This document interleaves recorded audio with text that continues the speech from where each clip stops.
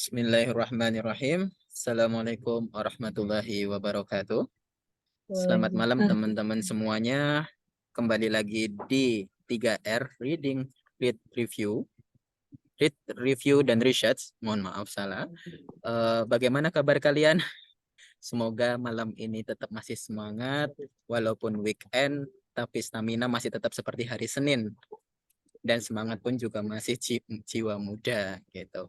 Oke, sebelum kita lanjut, kita mulai dulu dengan berdoa bersama. Mari berdoa dipersilakan.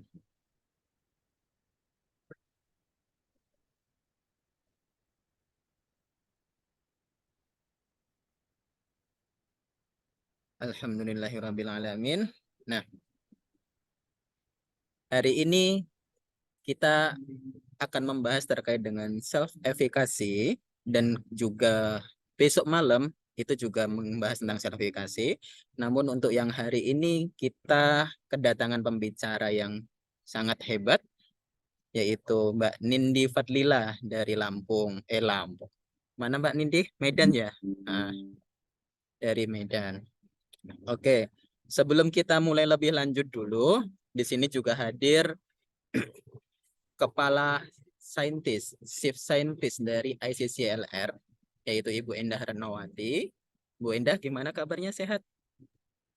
Alhamdulillah sehat, semangat. Sepertinya baru sibuk banget ini ya. Oh, enggak sibuk seperti biasanya aja. Artinya sih ya kayak gini terus emang harus sibuk. Kalau nggak sibuk ya kayak kayak ada yang hilang gitu. Jadi harus sibuk supaya terus produktif. Betul. Setuju saya sama Ibu, karena kalau kita sempat berhenti, itu agak susah ya Bu ya untuk memulai kembali gitu kan. Untuk mulai Walaupun lagi ya perlahan tetap betul. harus tetap jalan gitu. Oke, sebelum kita mulai ke pembicara, akan ada sebuah pengantar dari Ibu Endah Renowati. Kepada Bu Endah Renowati, mohon memberikan beberapa pengantar terkait dengan sertifikasi. Silakan Ibu. Assalamualaikum warahmatullahi wabarakatuh. Bismillahirrahmanirrahim. Selamat petang semuanya. Salam sehat, salam semangat, salam literasi, salam membaca, salam memahami metode ilmiah bersama-sama. Kalau kemarin saya bisa, sekarang saya juga akan bisa. Kalau kemarin saya coba dan akhirnya bisa, maka sekarang kalau saya coba lagi saya bisa. Seminggu yang lalu saya baca artikel jurnal dan saya menikmatinya, saya merasa mendapatkan semangat. Maka sekarang saya mau baca lagi supaya saya juga akan mendapatkan inspirasi baru dan saya pasti akan semangat juga. Saya akan berusaha untuk semangat lagi. Kemarin saya sudah seperti tersentuh potensi yang saya miliki. Sekarang mau saya kembangkan potensi itu. Afirmasi diri seperti itu yang kita sebut dengan self-efficacy. Semacam motivasi intrinsik, tetapi yang kita fokuskan pada refleksi diri kita sendiri. Kemarin kita bisa apa, maka sekarang kita akan berkembang kemana. Jadi fokus kita bukan membandingkan diri kita dengan orang lain, tapi membandingkan diri kita dengan kita sebelumnya. Sehingga pikiran kita fokus pada mengembangkan potensi yang kita miliki, bukan untuk berkompetisi lebih baik dengan orang lain, tetapi bukan berkompetisi juga, tetapi belajar terus, mengembangkan diri secara berkelanjutan, dan juga menikmati prosesnya. Sehingga apabila kita mengalami kegagalan, maka kegagalan itu bukan kita anggap sebagai kegagalan. Kegagalan itu mungkin kita memandangnya bukan kegagalan lagi. Kalau tidak mencapai sesuatu yang kita harapkan, yang kita pikirkan adalah berarti fokus usaha saya atau fokus belajar saya ada yang perlu diperbaiki karena belum sesuai dengan potensi yang saya miliki. Motivasi internal seperti itu tentu saja kita rasakan pada diri kita sendiri akan sangat bermanfaat.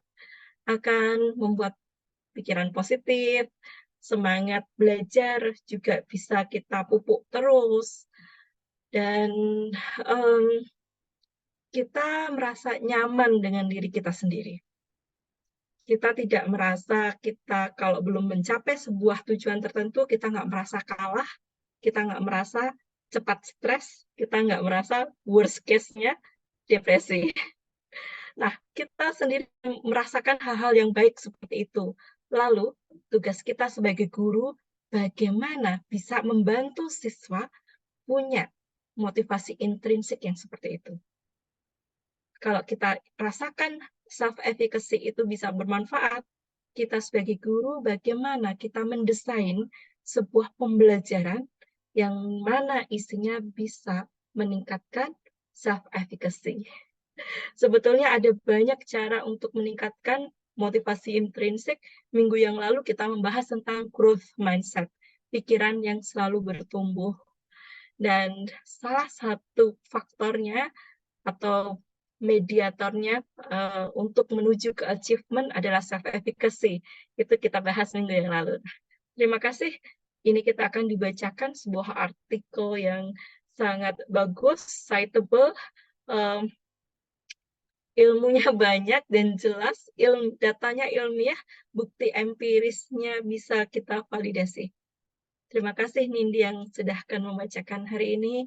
Mari kita simak, mari kita sama-sama belajar, siapkan bukunya disiapkan, pulpennya disiapkan, catat, baca, catat, dan nanti kita bahas bersama ide-ide penelitian selanjutnya apa ya. Saya tidak perlu panjang dan lebar, saya serahkan kepada moderator dan saya ingin memberikan afirmasi juga kepada speaker. Nah, speakernya ini kan sudah baca banyak sekali artikel jurnal kan, lalu pasti sekarang sangat bisa dong membaca artikel jurnalnya untuk kita. Membaca Iya, sertifikasi perlu dapat sertifikasi juga ya. Oke, iya, Ibu. terima kasih. Selamat belajar bersama. Assalamualaikum warahmatullahi wabarakatuh. Waalaikumsalam warahmatullahi wabarakatuh. Waalaikumsalam. Ya, dari poin Ibu Endah tadi sekilas kita bisa mengetahui bahwasanya kita harus lebih baik daripada kita yang sebelumnya. Begitu. Barang siapa orang yang merugi adalah orang yang hari ini tidak lebih baik dari kemarin, dan orang yang beruntung adalah orang yang lebih baik daripada harinya kemarin. Oke, sebelum kita mulai, kita tarik nafas dulu. Tarik nafas, tahan, hembuskan. Tarik nafas lagi, tahan, hembuskan. Nah, itu tadi salah satu treatment dari self-efficacy, teman-teman. Oke, kepada pembicara kita, Kak Nindi Fadlilah, sudah siap? Ya, sudah. Sudah, senyumnya sudah lebar ini ya. Oke, langsung saja tanpa menunda waktu, kita serahkan kepada Kak Nindi. Tapi sebelum itu, aturan kita hari ini tetap sama seperti sebelumnya. Apabila ada yang ingin ditanyakan, langsung tuliskan di kolom komentar. Atau boleh angkat tangan. Oke. Daripada tertinggal, nanti kelupaan. Lebih baik kita diskusi santai di sini. Oke, waktu dan tempat dipersilahkan untuk Kak Nindi Fadlila. Baik, terima kasih, Wahyu. Assalamualaikum warahmatullahi wabarakatuh. Waalaikumsalam warahmatullahi wabarakatuh. Terima kasih sebelumnya saya ucapkan kepada ICCWR, Ibu Endah, moderator, dan para peserta webinar malam ini atas kesempatannya, sehingga saya bisa menyampaikan materi tentang self-efficacy. Setelah pekan lalu kita membahas artikel mengenai growth mindset yang sangat luar biasa, serta mediatornya yang berkaitan dengan anxiety dan self-efficacy, maka malam ini tidak jauh-jauh, saya juga akan membahas mengenai self-efficacy dan juga anxiety pula. Pada kesempatan ini, artikel yang akan kita bahas, mohon maaf sebelumnya, Mas Wahyu bisa minta tolong di share screen. Oke, Kakak. Sebentar.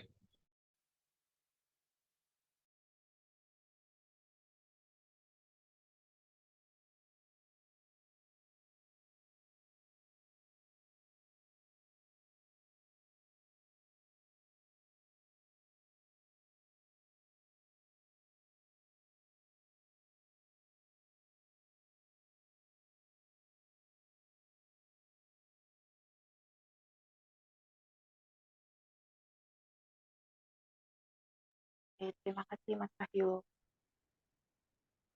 Baik, pada kesempatan ini artikel yang akan kita bahas adalah artikel dari Huang and Meyer pada tahun 2018 dengan judul Adding Self-Efficacy Feature to an Online Statistic Lesson, di mana menambahkan sumber self-efficacy pada pembelajaran statistik ya secara online.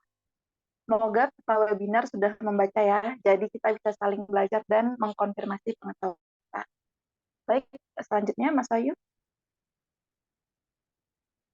Nah, pada pembahasan hari ini yang saya akan bahas itu mengenai teori yang mendasari, metodenya, resultnya, hasilnya, diskusinya, dan juga limitation-nya, atau keterbatasan penelitian. Selanjutnya.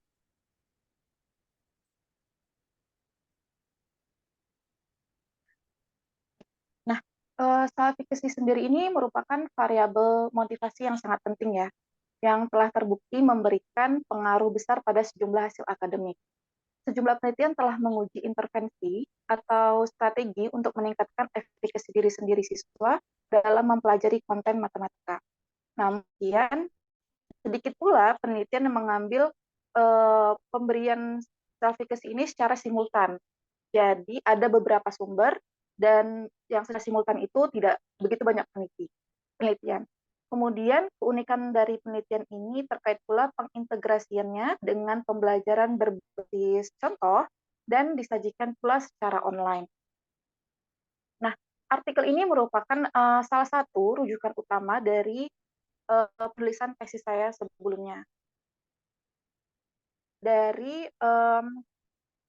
hasil analisis sederhana saya, ada 3 teori yang melandasi penelitian ini. Yaitu pertama ada example-based learning dari cognitive load theory, kemudian ada self-efficacy dari social cognitive Mildura, dan multimedia learning dari Meyer, yaitu salah satu penulisnya.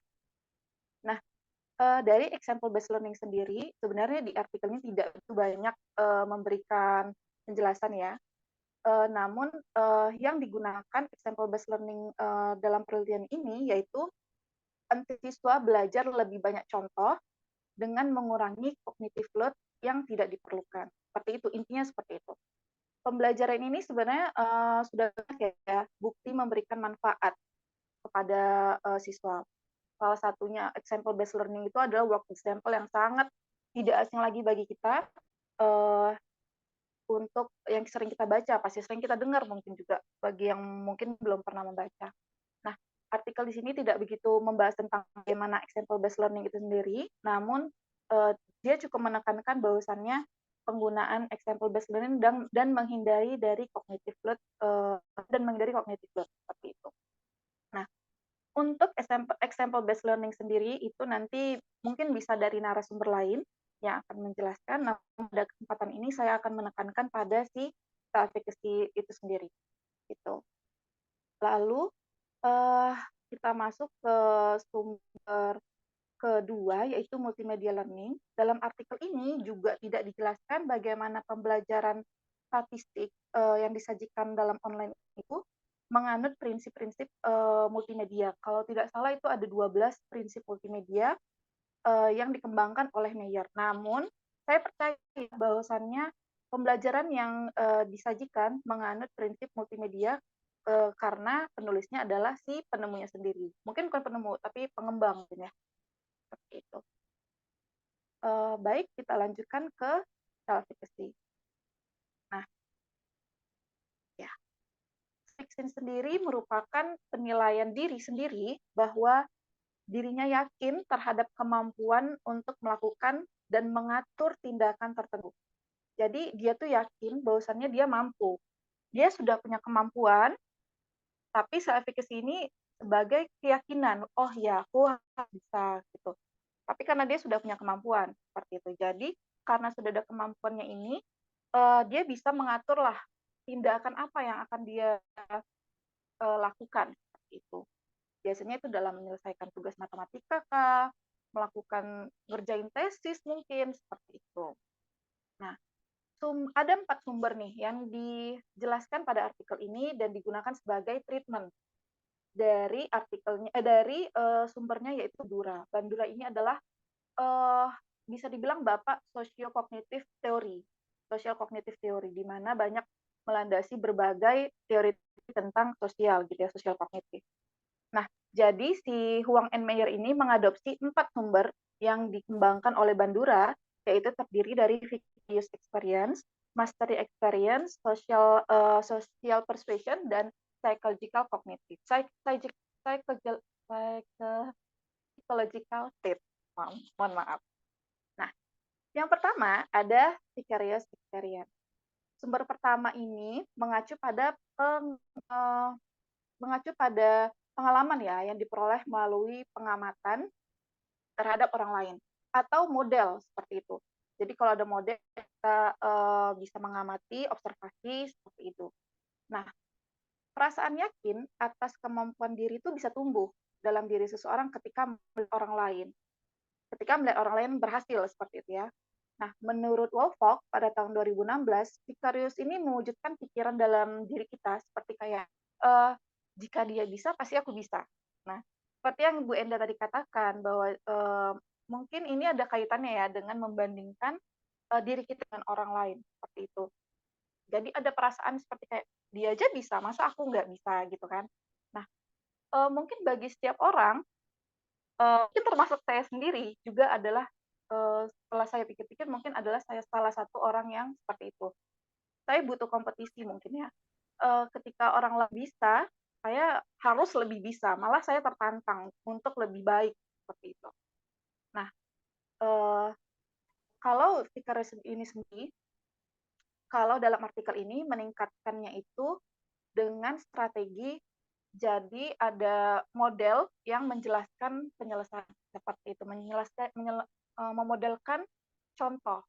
Jadi nanti ada animasi seperti itu atau disebut dengan agent yang mendemonstrasikan langkah-langkah penyelesaian seperti itu. Nah, tapi sebenarnya dari artikel lain yang saya baca terdapat sedikit tumpang tindih literatur begitu. Menurut Xiang pada tahun 2014, model dalam vicarious experience ini nggak hanya model hidup, nggak hanya animasi ternyata, tapi dari kertas, simbol, skema instruksi, mind mapping itu juga termasuk dalam vicarious experience.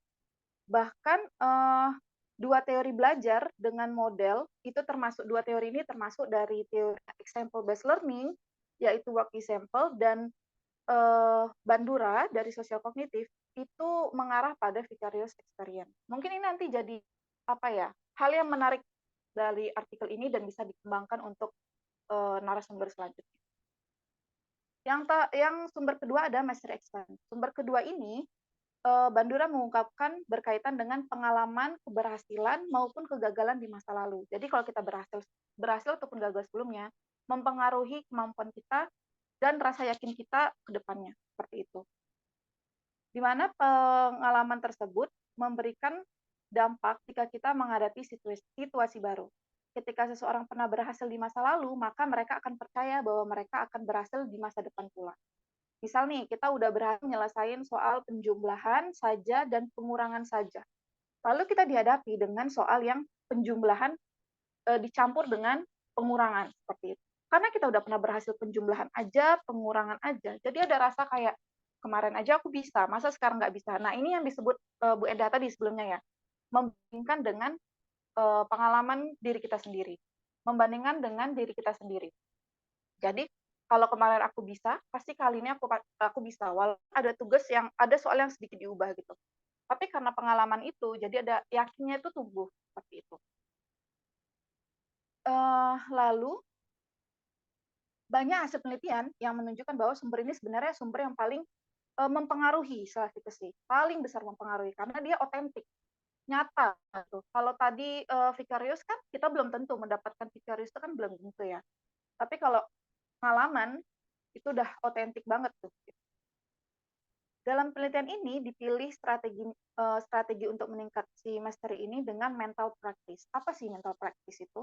Nah, mental practice ini adalah kegiatan memvisualisasikan, mengimajinasikan, membayangkan kalau kita tuh sedang melakukan sesuatu, meskipun kita sebenarnya nggak ngelakuin sesuatu. Nah, ini strategi yang dipilih oleh Huang and Meyer dalam penelitian ini.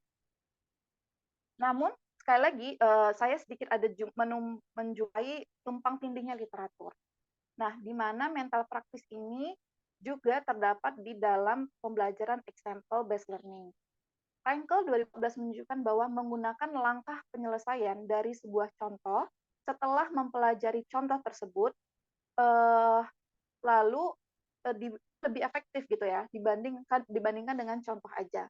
Nah, si Cooper et al. Dan teman-temannya 2001 juga mengungkapkan meminta siswa menyelesaikan masalah dengan mengikuti contoh sebelumnya dapat mengembangkan self-efficacy.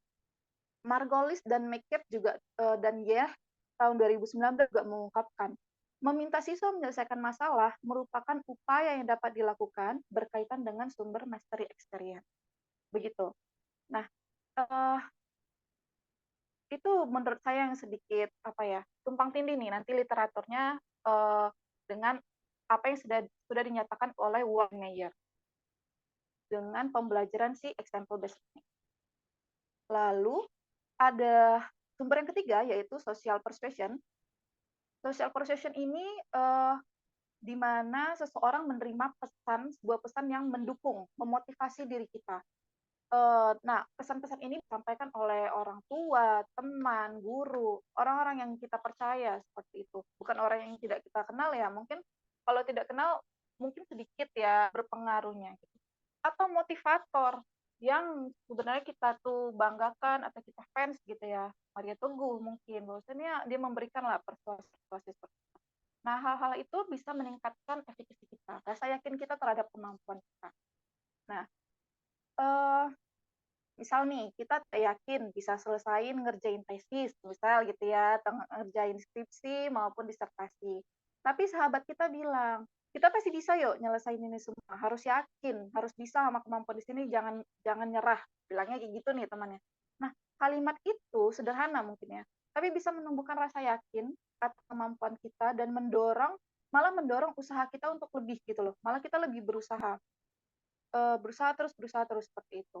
Nah, kalimat ini juga malah menenangkan kita seperti itu. Sejauh mana dukungan ini dapat efektif sebenarnya juga bergantung pada siapa yang menyampaikan. Bandura ngungkapin kalau kalimat ini itu bisa dari orang-orang yang terdekat, seperti tadi guru, orang tua, teman, seperti itu ya.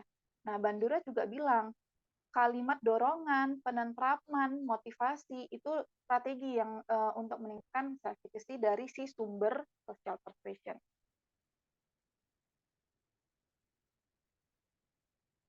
Dari penelitian lain, dan McCoach pada tahun 2007 mengungkapkan pesan yang bisa disampaikan tuh seperti kayak kamu pasti bisa melakukannya, atau dari Marcus dan McCabe pada tahun 2006 bilang keberhasilan bisa kamu gapai kalau kamu berusaha terus, bertahan untuk melakukan strategi yang benar seperti itu. Nah, kalimat-kalimat seperti itulah yang bisa meningkatkan strategi. Sumber terakhir yaitu psychological state. Nah, psychological state ini yang cukup ditekankan, sumber yang cukup ditekankan dalam artikel ini. Ini berkaitan erat ya dengan anxiety atau kecemasan. Di mana menurut Bandura, seorang akan berpikir bahwa dia tuh gagal, gitu kan. Mungkin kita juga pernah ya ngerasain cemas pada misalnya mau ujian, cemas, atau bahkan kadang-kadang ditandai dengan kondisi fisiologis, misalnya keringat, berdebar. Nah, mau presentasi, berdebar itu juga ya, atau efektif ya dari khawatir gitu, cemas. Nah, itu tanda-tanda orang anxiety gitu ya. Mungkin kalau tanda-tanda lebih dalam kita silahkan aja ke psikolognya asli seperti itu ya. Nah, kecemasan ini juga diidentifikasi sebagai sumber rendahnya self-efficacy. Untuk kecemasan itu sendiri terdiri dari dua dimensi, yaitu dimensi afektif terkait dengan perasaan tidak menyenangkan seperti ketakutan dan khawatir, lalu dimensi kognitif terkait khawatir juga, namun atas kemampuan kita, kayak bisa nggak ya kalau kita gini. Strategi yang digunakan dalam penelitian ini adalah memberikan pesan untuk meminimalkan anxiety. Jadi ketika tingginya kecemasan, lalu diberilah si pesan untuk meminimalkan anxiety, itu dapat membuat seseorang jadi yakin sama dirinya. Bahkan membuat lebih fokus dan yang tadinya tuh dia kayak bisa nggak ya, jadi malah lebih fokus dan mereka tuh hal-hal seperti itu, kekhawatiran tuh hilang seperti itu. Nah, penelitian lain seperti Maddox pada tahun 1995, strategi lain yang digunakan terkait dengan sumber psychological state ini, yaitu relaksasi dan meditasi. Jadi kalau di kelas mungkin kita bisa relaksasi dulu, senam otak mungkin, atau seperti inhale dan exhale yang tadi dilakukan oleh Mas Wahyu, itu salah satunya. Nah, lalu kalau di kelas kita menciptakan lingkungan yang santai dan juga bebas stres, seperti itu. Oke, selanjutnya Mas Wahyu. Nah, untuk pertanyaan penelitian pada artikel ini, yaitu bagaimana pengaruh sumber self-efficacy terhadap hasil belajar, self-efficacy-nya, dan kecemasannya. Hipotesisnya sih, mereka mengungkapkan kalau sumber yang mereka berikan, 4 sumber yang secara simultan tadi itu, berhasil ya meningkatkan hasil belajar, meningkatkan self-efficacy, dan mereduksi si kecemasan. Lalu pertanyaan penelitian kedua yaitu apakah ada hubungan antara variabel hasil belajar, anxiety, dan juga self-efficacy. Mereka juga membuat hipotesis bahwasannya ada hubungan nih antar 3 variabel tersebut. Tuh, lanjut.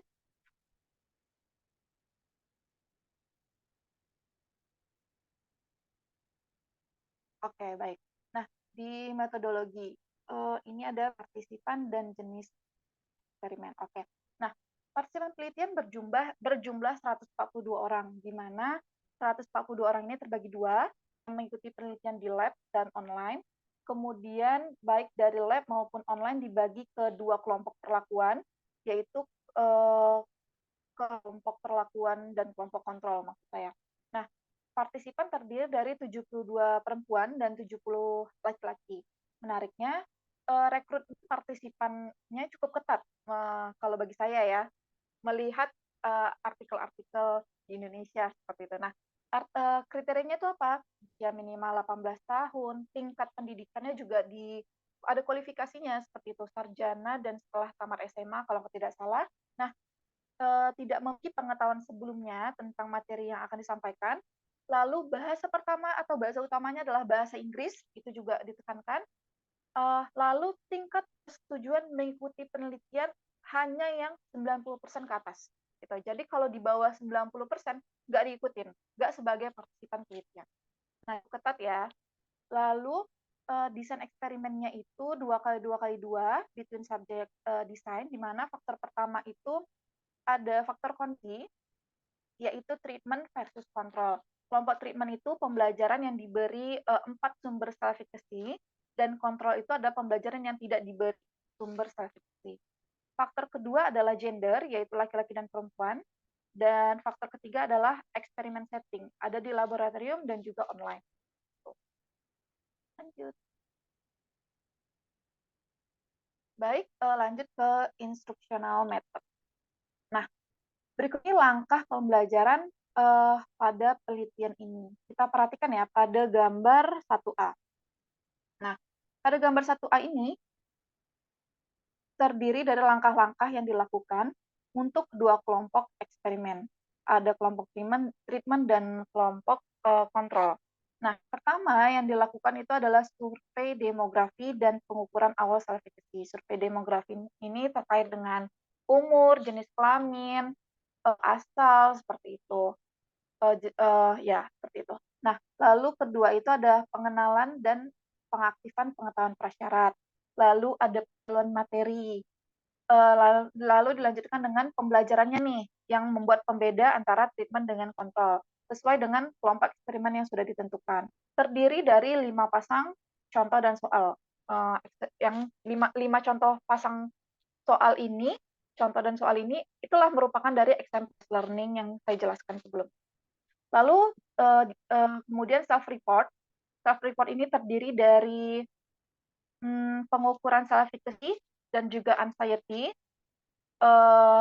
Lalu ada post-test. Post-testnya itu terdiri dari 3. Ada terdiri dari 3, retensi, near transfer, dan juga far transfer. Oke, baik. Nah,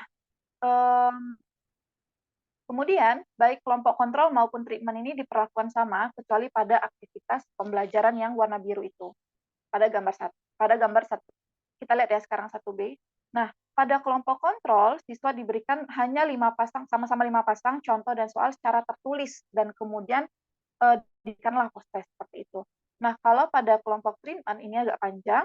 Nah, aktivitas pembelajaran dikaitkan dengan 4 sumber self-efficacy, di mana contoh dijelaskan oleh agent atau model animasi dalam penelitian ini yang selaras dengan sumber vicarious experience.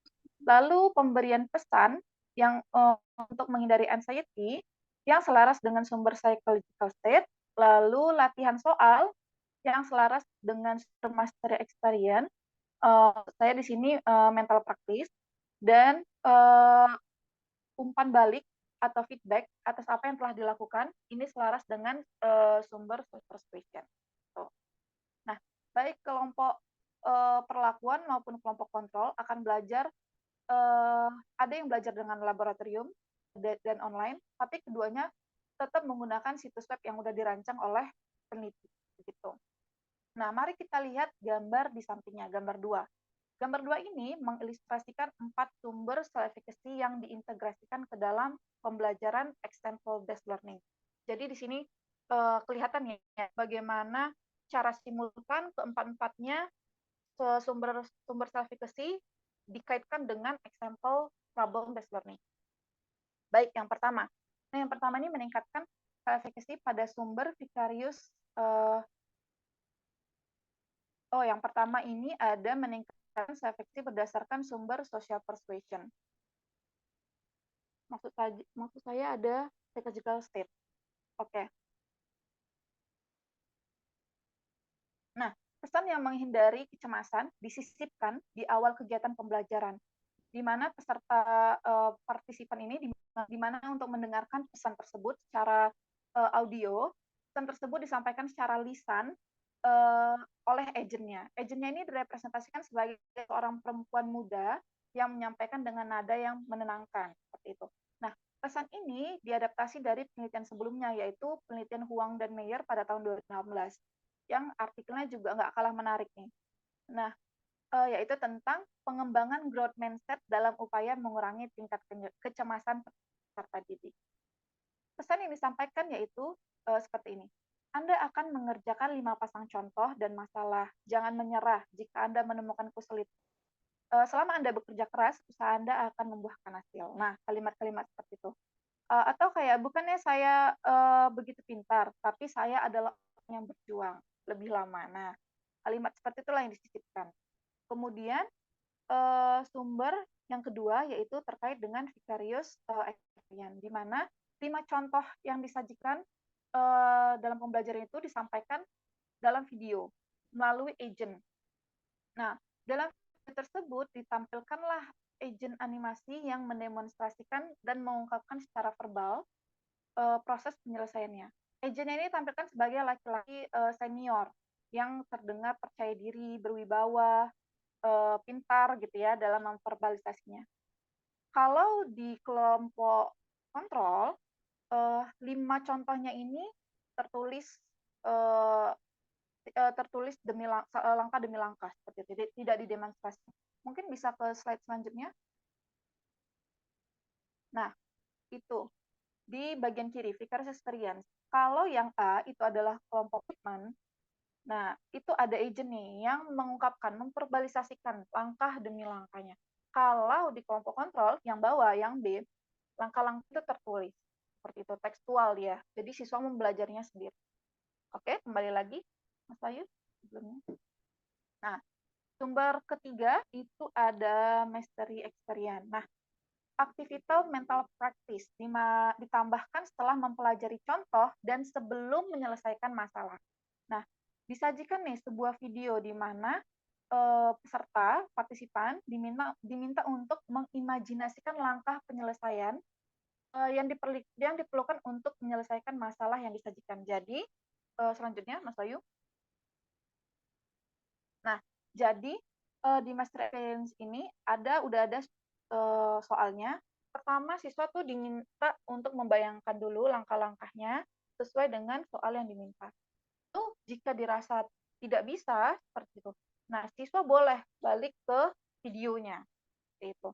Kalau di kelompok kontrol tidak ada itu, langsung dia mengerjakan soal. Nah, lanjut. Yang sumber keempat adalah sumber social persuasion. Nah, social persuasion ini diberikannya feedback ya. Diberikan setelah siswa itu menyelesaikan tiap-tiap masalah. Di mana feedback tersebut disesuaikan dengan usaha yang mereka tuh curahkan seperti itu. Nah, seperti gambar yang paling kanan, feedback terdiri dari feedback score yang diperoleh. Jadi kalau misalnya kamu benar 4 dari 6 soal seperti itu. Nah, kemudian juga diberi pesan untuk memuji usaha si siswa tersebut. Nah, kalau jika benar dipuji, tapi kalau salah dimotivasi, kayak berusaha lebih keras seperti itu. Oke, lanjut. Nah, pengukurannya terdiri dari 3 bagian. Pertama, selama proses pembelajaran, yaitu yang 5 pasang contoh dan soal. Nah, soalnya itu termasuk dihitungnya nanti. Lalu ada post-test, di mana post-test ini terdiri dari 3 bagian, retensi, need transfer, dan juga far transfer. Retensi isinya 6 orang. Soal, near transfer itu 6 soal, dan far transfernya 5 soal. Ada juga self-report, itu mengukur self-efficacy, anxiety, survei demografi, dan attention checking. Lalu analisis datanya ada 3 bagian, yaitu chi-square dan independent sample t-test. Yang kedua ada three-way ANOVA, dan ketiga ada Pearson product moment, bivariate correlation, a multiple group pattern analysis, dan serial multiple mediator. Nah, yang sangat saya cukup tertarik ya dengan artikel self-efficacy ini adalah pertanyaan self-efficacy. Kalau dulu sebelum saya mengerjakan tesis, pengukuran self-efficacy yang saya tahu itu angket-angket seperti itu, angket positif, angket negatif, bagaimana mengukur self-efficacy. Setelah saya cari-cari, ternyata seperti Zimmerman tahun 2000, Bandura tahun 2006, dan penelitian lain menunjukkan bahwasannya pertanyaan self-efficacy itu adalah pertanyaan keyakinan diri pada hal yang spesifik. Gitu. Jadi misalnya kalau Zimmerman pada tahun 2000 itu mengungkapkan gini, seberapakah yakin kamu bisa membuat grafik seperti itu. Nah, jadi khusus sesuai dengan apa yang kita sedang lakukan seperti itu. Nah, dari artikel ini seperti berapa yakin Anda dalam menyelesaikan 6 soal mengenai penerapan aturan statistik. Skalanya juga pakai 0 sampai 100. Di mana 0 itu menggambarkan tidak yakin sama sekali, 100 itu sangat-sangat yakin. Nah, pertanyaan anxiety ini menggunakan satu item, skala 9 poin, 0 itu kecemasan sangat-sangat rendah, dan 9 itu kecemasan sangat-sangat tinggi. Lalu ada penilaian kemampuan matematika, ini waktu di awal ya, sekalian survei demografi, di mana mengungkapkan apakah tingkat kemampuan Anda dalam penjumlahan, pengurangan, perkalian, dan pembagian dasar.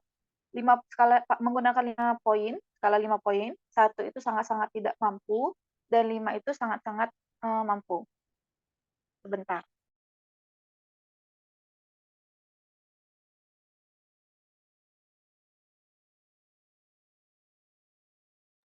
Baik, kita lanjut. Nah, lalu ada penilaian kenyamanan, di mana menggunakan skala 5 poin juga, 1 sangat-sangat tidak nyaman, 5 sangat-sangat nyaman, di mana berisi nilai tingkat kenyamanan Anda dalam pelajaran berbasis komputer. Oke, lanjut.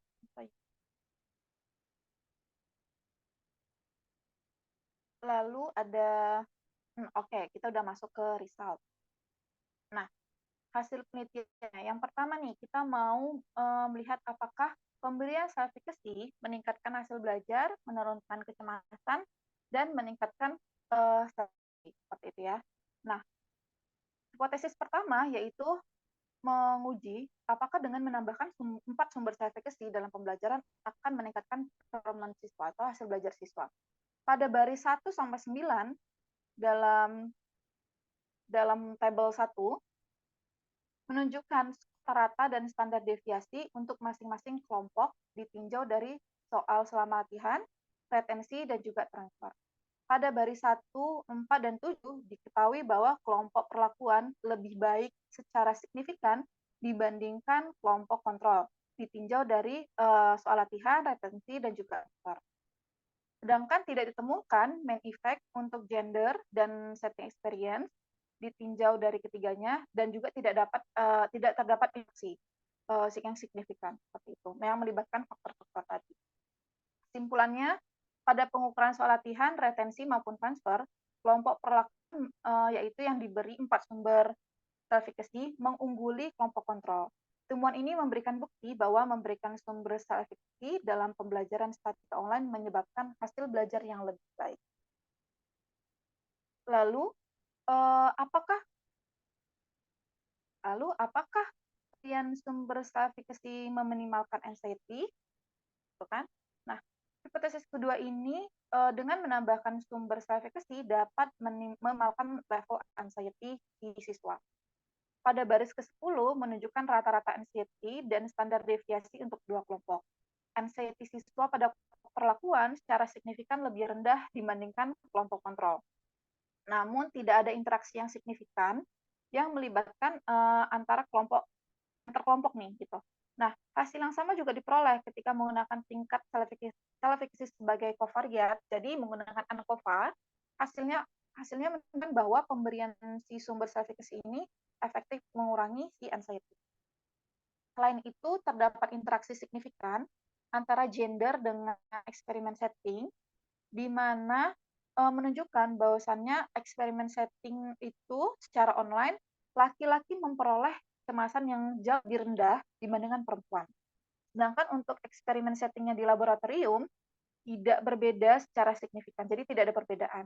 Nah, ini yang menunjukkan bahwa perempuan mungkin menganggap lingkungan belajar gitu kan online, lingkungan belajar yang online itu lebih menimbulkan anxiety dibandingkan laki-laki. Seperti itu. Kesimpulan temuan ini memberikan bukti bahwa memberikan 4 sumber self-efficacy tadi dapat meminimalkan anxiety. Kemudian, apakah pemberian sumber self-efficacy meningkatkan self-efficacy? Gitu kan? Pasti hipotesisnya ada gitu. Sesuai ya dengan harapannya, di mana skor self-efficacy serta yang treatment itu lebih tinggi, jauh lebih tinggi dengan kelompok kontrol. Namun tidak ada interaksi efek yang melibatkan eksperimen setting dan gender. Penelitian ini menyimpulkan bahwa penambahan sumber self-efficacy berhasil meningkatkan self-efficacy sendiri.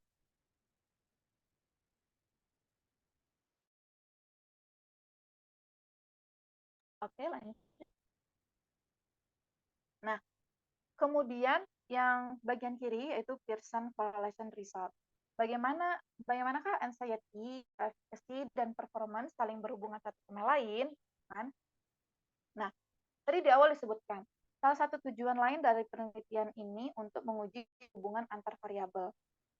Nah, apakah ada perkiraan? Ada nih perkiraan bahwa ada keterkaitan antara anxiety, self-efficacy, dan juga si performance. Di mana self-efficacy ini akan memainkan peran mediasi dalam memprediksi hasil pembelajaran. Ada 3 uji yang dilakukan. Ada Pearson Correlation, Multiple Group Path Analysis, dan Serial Multiple Mediator. Yang pertama nih, yang hasil uji Pearson Correlation. Uji ini untuk mengukur kekuatan hubungan korelasi linier antar dua variabel. Jadi tabel 2 ini, tab 2 ini menunjukkan bahwa hasil korelasi antara variabel self-efficacy, anxiety, dan hasil belajar pada faktor treatment atau faktor kondisi itu tadi. Di mana yang di atas diagonal adalah kelompok perlakuan dan di bawah diagonal adalah kelompok kontrol. Kalau kita lihat untuk kelompok perlakuan maupun kelompok kontrol, self-efficacy signifikan berkorelasi negatif dengan anxiety. Nah, artinya apa? Kalau korelasi negatif, jadi ada peningkatan satu variabel di mana variabel lainnya tuh turun, seperti itu. Nah, jadi kalau ada korelasi negatif antara anxiety dengan self-efficacy, jadi ketika self-efficacy-nya naik, anxiety-nya menurun, seperti itu. Lalu ada korelasi positif nih terhadap antara self-efficacy dan juga hasil belajar. Jadi kalau korelasinya positif, ketika salah satu variabel naik, maka variabel lainnya itu juga naik. Jadi ketika self-efficacy-nya ini naik, hasil belajarnya itu juga gitu. Kemudian terdapat korelasi negatif antara anxiety dengan hasil belajar, seperti itu. Jadi ketika anxiety-nya naik, malah hasil belajarnya itu turun. Ya, karena dia semakin cemas seperti itu ya. Jadi mungkin aja dan jadi mempengaruhi si hasil belajar itu sendiri. Lalu yang kedua ada multiple group PET analysis yang bagian kanan. Nah, ini tuh untuk membandingkan berdasarkan data sampel karena memiliki karakteristik yang berbeda nih. Nah, untuk menganalisis lebih lanjut hubungan antara variabel hasil, uji ini dilakukan nih untuk menguji apakah hubungan anxiety terhadap performance dimediasi melalui self-efficacy. Kita lihat untuk gambar 7. Oh, ini saya terbalik 7 dan 8. Nah, kita lihat untuk gambar 7, bagi kelompok perlakuan, gambar 8 untuk kelompok kontrol. Nah, gambar 7 dan 8 ini self-efficacy memediasi hubungan antara kecemasan dan hasil belajar, karena garisnya tidak putus-putus nih. Dengan kata lain, anxiety signifikan memprediksi self-efficacy yang pada gilirannya nih mempengaruhi si hasil belajar. Kemudian untuk kelas kontrol, anxiety-nya berdampak langsung terhadap hasil belajar, sedangkan untuk kelas treatment ini tidak. Jadi bisa dilihat ya, kalau yang gambar 8 itu kan kelas kontrol ya. Tidak ada nih garis putus-putus antara anxiety dengan performance. Sedangkan kalau yang gambar 7, kelas treatment, itu garisnya putus-putus antara anxiety dengan si performance, seperti itu. Nah, jadi untuk kelas kontrol itu berdampak langsung, sedangkan kalau kelas treatment itu tidak. Secara keseluruhan, temuan ini menunjukkan bahwa self-efficacy berperan sebagai mediator penuh pada kelompok perlakuan dan mediator parsial pada kelompok kontrol. Mediator penuh itu apa? Yaitu mediator yang secara signifikan tidak mempengaruhi variabel dependent atau melalui variabel mediator. Tapi kalau parsial, dia secara langsung maupun tidak langsung mempengaruhi variabel dependent. Seperti itu. Lalu lanjut, Mas Wahyu. Lalu ada serial multiple mediator result untuk melihat bagaimana kecemasan, self-efficacy, dan performance berhubungan satu dengan lain. Nah, faktor kondisi situ tadi yang diberi perlakuan ataupun tidak, sebagai variabel prediksi, di mana kecemasan dan self-efficacy sebagai dua mediator pada hal ini. Kalau tadi kan satu mediator, nah ini dua. Di mana hipotesisnya menunjukkan bahwa ada nih hubungan antara faktor kondisi dan hasil pembelajaran di mana akan memediasi kecemasan dan self-efficacy. Itu hipotesis. Lalu hipotesis lanjutannya bahwa pemberian sumber self-efficacy akan memprediksi penurunan kecemasan yang pada gilirannya akan meningkatkan si self-efficacy dan lanjutannya adalah meningkatkan si hasil belajar. Kita lihat gambar 9 ini. Nah, hasilnya ini mencakup efek langsung dan tidak langsung ya. Di mana kalau gambar yang 9A menunjukkan bahwa terdapat hubungan langsung antara perlakuan dan hasil belajar. Jadi itu tidak ada mediator dimasukkannya. Ini diuji ketika mediatornya sama sekali tidak dimasukkan. Tidak ada mediator anxiety maupun self-efficacy. Nah, hasilnya ini ada nih hubungan langsung nih antara si perlakuan dan hasil belajar. Lalu coba kita yang gambar 9B. Sudah dimasukkan dua mediator, ada anxiety, ada self-efficacy. Ketika anxiety-nya dan self-efficacy ditambahkan sebagai mediator, efek langsung dari faktor kondisi terhadap hasil belajar ini jadi nggak signifikan. Nah, itu tadi putus-putus ya garisnya. Di mana faktor kondisi secara berurutan antara faktor kondisi, anxiety, self-efficacy, lalu hasil belajar memperoleh hasil yang signifikan. Kita lihat garisnya tidak putus-putus. Nah, secara khusus, faktor kondisi ini mempengaruhi kecemasan yang secara signifikan mempengaruhi self-efficacy dan pada gilirannya mempengaruhi hasil belajar. Tidak langsung, yaitu menuju kecemasan lalu ke hasil belajar memperoleh juga hasil yang signifikan. Jadi dari faktor kondisi ke kecemasan lalu ke hasil belajar hasilnya signifikan. Ini menunjukkan bahwa kecemasan memediasi antara faktor kondisi dan juga si hasil pembelajaran. Faktor kondisi secara signifikan memprediksi kecemasan yang kemudian secara signifikan memprediksi hasil belajar. Seperti itu. Lalu ada faktor kondisi yang secara tidak langsung menuju ke self-efficacy. Lalu ke hasil belajar. Nah, hasilnya ini tidak signifikan di dalam artikel tersebut. Meskipun begitu, faktor kondisi tidak secara meskipun begitu, self-efficacy secara signifikan memprediksi hasil pembelajaran. Jadi, self-efficacy-nya ini memprediksi secara signifikan hasil belajaran. Namun dari si faktor kondisi ke self-efficacy lalu ke hasil pembelajaran ini ternyata di artikelnya itu katanya tidak signifikan seperti itu. Lalu faktor kondisi tidak secara signifikan prediksi self-efficacy ketika kecemasannya itu dimasukkan seperti itu, mediator sebagai mediator. Nah, singkatnya, hasil menunjukkan bahwa secara berurut anxiety ke self-efficacy secara signifikan memediasi antara faktor kondisi dan juga hasil belajar. Hasil ini memberikan dukungan terhadap gagasan bahwa pemberian sumber self-efficacy menyebabkan perubahan hasil pembelajaran dengan mengurangi kecemasan dan meningkatkan si self-efficacy. Jadi ini sebenarnya saling berkaitan ya, antara perlakuan, yaitu 4 sumber si self-efficacy tadi, mempengaruhi hasil pembelajaran tanpa mediatornya secara langsung itu signifikan. Lalu juga dengan menambahkan si sumber self-efficacy, self-efficacy-nya jadi naik, anxiety-nya jadi menurun. Seperti itu. Nah, anxiety ini menurun itu diduga karena pemberian psychological yaitu pesan untuk mereduksi si anxiety tadi yang pada pembelajaran example based learning. Kenapa masih diduga? Nah, ini terkait pula dengan Mas Wahyu keterbatasan penelitian. Nah, jadi kan kalau di penelitian ini 4 sumber si self-efficacy-nya secara simultan digunakan gitu kan, tidak secara satu-satu diukur. Jadi keempat-empatnya diberikan lalu langsung diuji seperti itu. Nah, ini menjadi sedikit keterbatasan dalam penelitian ini. Jadi penelitian ini tidak memberi tahu sumber mana nih yang paling aktif untuk meningkatkan self-efficacy maupun menurunkan si sumber anxiety seperti itu.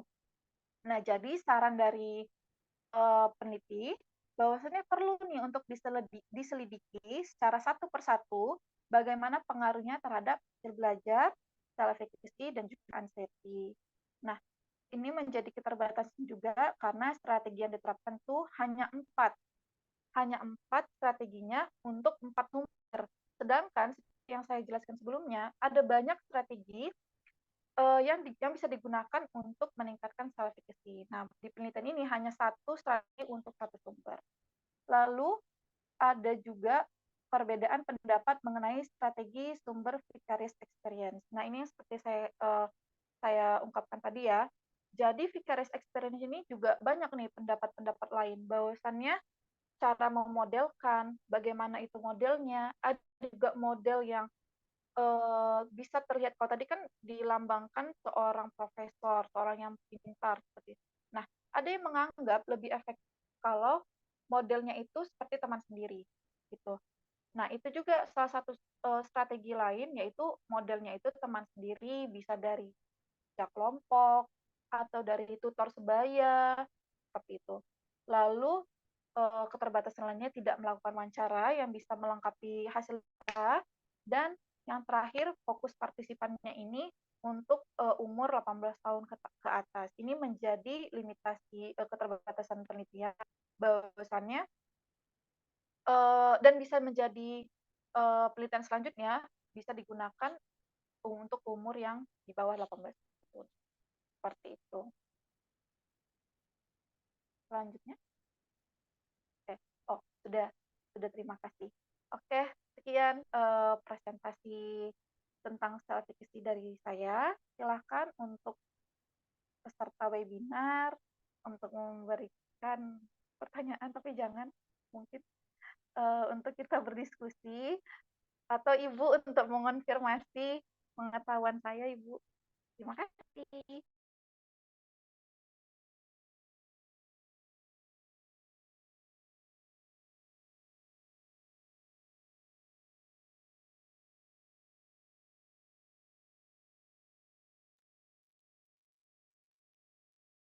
Moderatornya ngantuk kayaknya. Ya. Enggak, Ibu. Ya. Luar biasa sekali ya. Singkat, padat, dan sangat jelas. Sangat daging semua ini. Benar-benar materinya daging. Oke, langsung saja menuju sesi berikutnya, sesi diskusi. Apakah ada yang ingin bertanya atau menanggapi atau membubuhkan ataupun menambahi terkait dengan self efficacy ini? Ya, ada?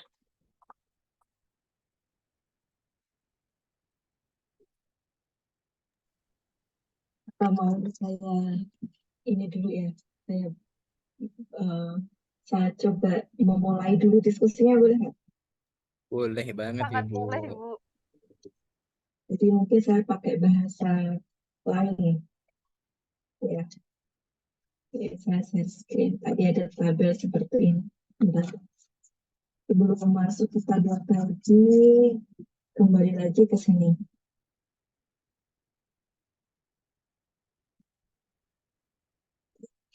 Kembali dulu ke sini. Jadi penelitian yang dilakukan oleh Huang dan Meyer ini, mereka berdua dari Amerika Serikat. Meyer itu yang mengaitkan teori cognitive load di multimedia learning. Bukunya mungkin sudah banyak yang membaca. Beliau sekarang usianya 80-an tahun dan masih produktif. Setahu saya usianya segitu dan masih produktif, membimbing mahasiswa riset dan juga menulis artikel. Okay. Penelitiannya, kalau kita lihat dari diagram ini ya, jadi mereka melakukan penelitiannya eksperimen. Eksperimennya begini, mau mengetahui sebuah pembelajaran online, yaitu pembelajarannya computer assisted gitu ya, online, di mana di dalamnya itu mereka identifikasi memuat fitur-fitur self-efficacy. Nah, tadi di awal dijelaskan bahwa menurut teorinya Bandura, self-efficacy itu bisa tumbuh dari 4 hal. Vicarious experience, itu dari mirroring, modeling, atau observation, dengan mengamati. Yang kedua, mastery experience, karena pengalaman dia bisa. Yang ketiga, dari social persuasion, karena mendengarkan motivasi-motivasi. Yang keempat, dari psychological state, kondisi emosionalnya berkaitan dengan stres yang dialami. Biasanya kalau mengalami stres itu kita berusaha untuk bisa, atau kebalikannya. Jadi kalau kita sedang stres, besok deadline, meskipun agak-agak cemas, tapi buru-buru mau ngerjain jadi bisa. Semacam itu. Jadi ada 4, dan keempat fitur ini dimasukkan di dalam multimedia learning yang digunakan dalam pembelajaran dalam eksperimen ini. Oke, jadi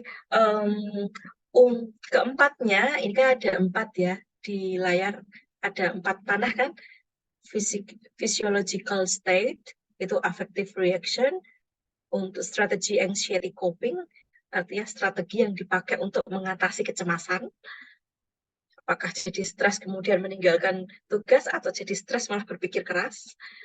Kemudian vicarious experience, strateginya dengan animated expert modeling, di dalam multimedia learning-nya itu ada contoh yang disimulasikan oleh seorang ahli, gitu ya. Gambarnya gambar seorang ahli. Nanti kita lihat gambarnya. Kemudian mastery experience-nya ada mental practice, itu latihan soal mental practice.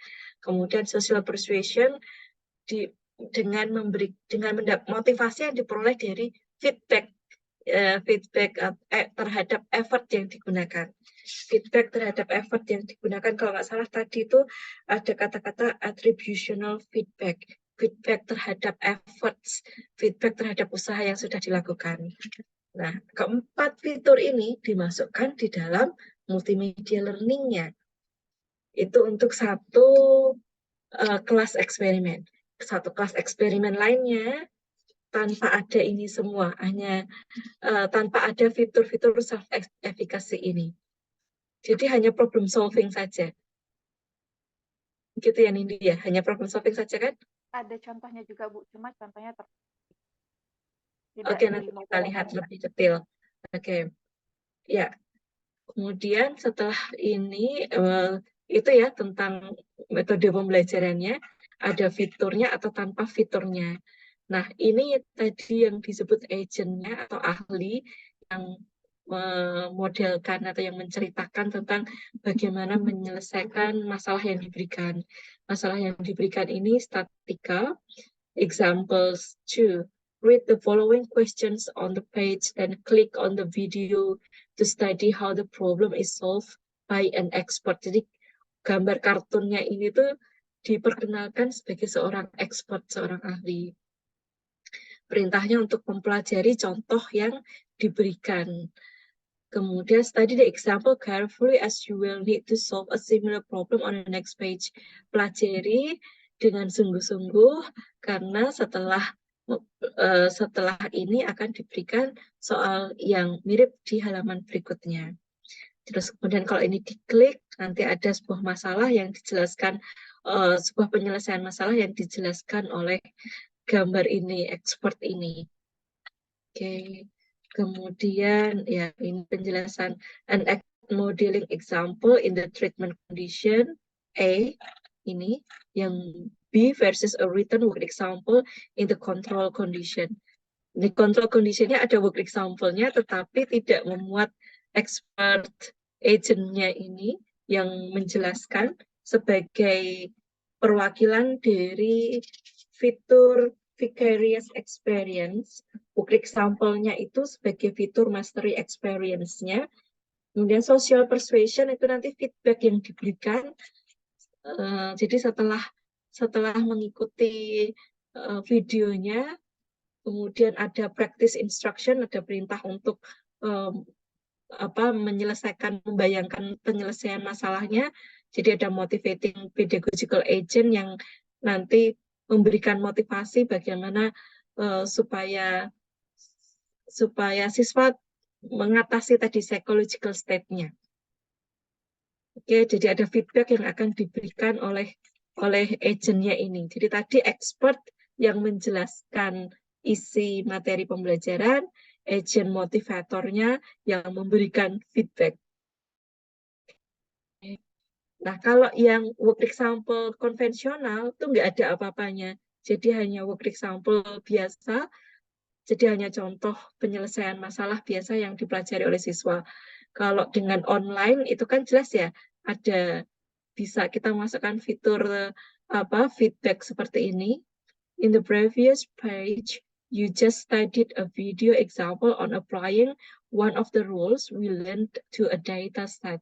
Please practice in your head. Jadi ini memberikan perintah tentang membayangkan penyelesaian masalah. The procedure required to solve the problem as shown below again. If you have difficulty mentally performing the procedure, you can go back to review the video example. When you are done with the mental practice, click the next button. Mental practice-nya untuk latihan problem solving-nya. Ini feedback untuk efforts-nya. You did a wonderful job. You seem to be a hard worker. Kalau pakai work example konvensional kan nggak bisa masukkan seperti ini ya, feedback-nya nggak bisa sedetil ini, seolah-olah nyata gitu kan. You seem to be a hard worker. Don't give up. You can improve if you spend more effort on the next example problem pair. Jadi feedbacknya tentang effort yang sudah dilakukan. Kalau dia bagus, you did a wonderful job. Wah, kamu sudah mengerjakan hal baik. Oh, kamu sudah mengerjakan dengan baik, gitu kan. Jadi bukan hasil kamu sudah baik, tapi kamu sudah mengerjakan dengan baik. Bukan skor kamu sudah bagus, bukan. Tapi kamu sudah mengerjakan dengan bagus. You seem to be a hard worker. Kamu kayaknya sudah semakin serius sekarang. Don't give up, jangan menyerah. Kamu nanti bisa lebih baik kalau usaha yang kamu berikan juga lebih baik di pasangan masalah dan contoh berikutnya. Oke, ya, itu tentang bahan ajar yang diberikan dalam eksperimen. Jadi eksperimen ini ingin tahu apakah kalau bahan ajar yang digunakan memuat fitur-fitur tadi itu memang akan baik, gitu, akan meningkat self efficacy-nya. Kita masuk ke tabel ini. Kalau kita baca tabel ini maksudnya apa? Di sini ada treatment group, ada control group. Oke, berarti dengan fitur self efficacy, tanpa fitur self efficacy, measures ini adalah variabel terikatnya. Practice, retention, transfer, anxiety, self efficacy. Kemudian yang angka di atasnya ini 16,79, 4,14, ini adalah mean and standard of deviation total jika digabung antara laki-laki dan perempuan. Jadi ini hanya laki-laki, ini hanya perempuan, kalau ini di totalnya. Dan di sini ada A kecil kan di atas, ada A kecil, A kecil, A kecil, B, A kecil. A kecil artinya treatment group significantly outperform control group. Ada perbedaan yang signifikan antara kelompok dengan fitur self-efficacy dan tanpa fitur self-efficacy. At P less than 0.05, Cohen's D-nya, effect size-nya 0,36. Dan yang B, significant gender and experiment setting difference at P. Jadi yang B ini yang anxiety ada interaction effect, gender and experiment settings. Okay. Kemudian ini paragraf ini menjelaskan perbedaan means atau rata-rata antar kelompok-kelompok eksperimen, tapi menariknya artikel ini mereka tidak sekedar membandingkan rata-rata dari kelompok-kelompok eksperimen, tetapi juga mencari korelasi antar variabel terikat. Jadi tadi kan ada fitur self-efficacy. Di akhir pembelajaran juga ada angkat self-efficacy. Tadi angkat self-efficacy-nya ada berapa items? Atau ada berapa pernyataan? Itemnya banyaknya nggak disebutin, Bu. Tapi dia bilang di akhir pembelajaran. Kemungkinan cuma 1 item. Ada 6 item. 1 item, tapi soalnya pertanyaannya gini, berapa yakin kamu dalam menyelesaikan 6 soal? Oke. Nanti kita cek lagi ya. Tapi dia pakai skala yang dipakai oleh Bandura kan ya, 100 poin. Ya. Kemudian task anxiety-nya ada 1 item, performance-nya tadi ada beberapa pertanyaan. Ya, nanti kita lihat lagi. Tapi anyway, di sini menjelaskan tentang korelasi antar variabel terikat gitu kan ya. Jadi angka 1 di sini adalah self-efficacy, angka 2 di sini task anxiety, angka 3 di sini performance. Jadi angka ini menjelaskan korelasi antara self-efficacy dengan task anxiety. Negatif 0,52. Bintang-bintang, signifikan, P kurang dari 0,01. Demikian yang di sini, self-efficacy dengan performance, korelasinya tinggi nih, 0,73. Task anxiety dengan self-efficacy, 0,45. Negatif 0,45. Negatif ya kalau dengan tes task anxiety berkebalikan. Ini tadi sudah dijelaskan oleh Nindi. Dan Kemudian untuk menjelaskan adanya perbedaan antar treatment, artikel ini melakukan korelasi-korelasi antar, jadi membuat model-model antar variabel terikat. Jadi kalau misalkan ini dijabarkan satu persatu, hipotesisnya itu ada banyak sekali. Tapi mereka tidak perlu mendefinisikan satu persatu hipotesisnya di sini ya, karena sudah implisit di dalam literature review-nya. Cuma mereka punya semacam big question-nya, atau major prediction-nya.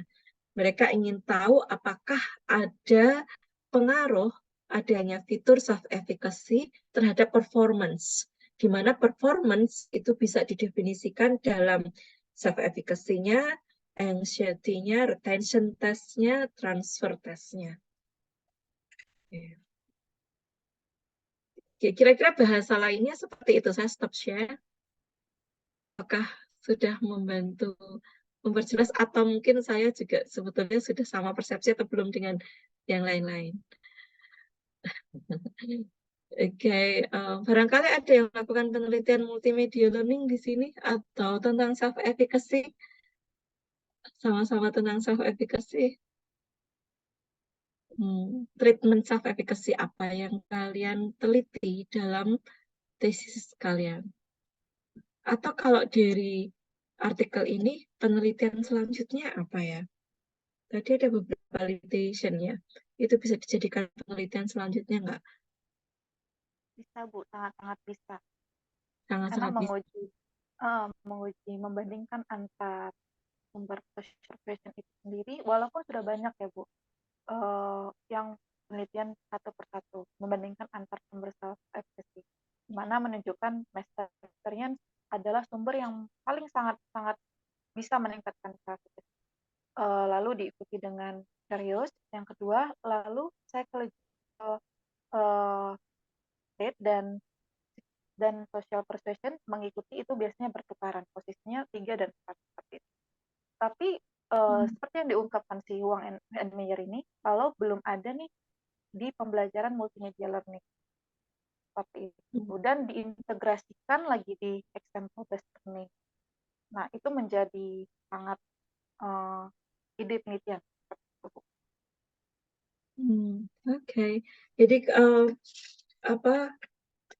tentang ini ya. Jadi kan ada empat komponen, ada 4 faktor yang bisa meningkatkan self-efficacy seseorang. Tadi kan 1, 2, 3, 4. Dalam penelitian ini keempat fiturnya dimasukkan dalam bahan ajar yang dibuat, yang dikembangkan. Kemudian tadi disarankan sebetulnya yang paling gitu, yang paling berpengaruh itu yang mana, itu mungkin perlu diteliti sehingga kita tahu ketika ada siswa yang mengalami kesulitan belajar, treatment paling tepat untuk meningkatkan self-efficacy-nya dari komponen yang mana? Apakah dia butuh modelingnya atau social persuasion-nya? Jadi urutan kekuatan dampak dari masing-masing komponen tadi juga perlu diteliti ya. Menarik. Sebetulnya sedang akan dipublikasikan.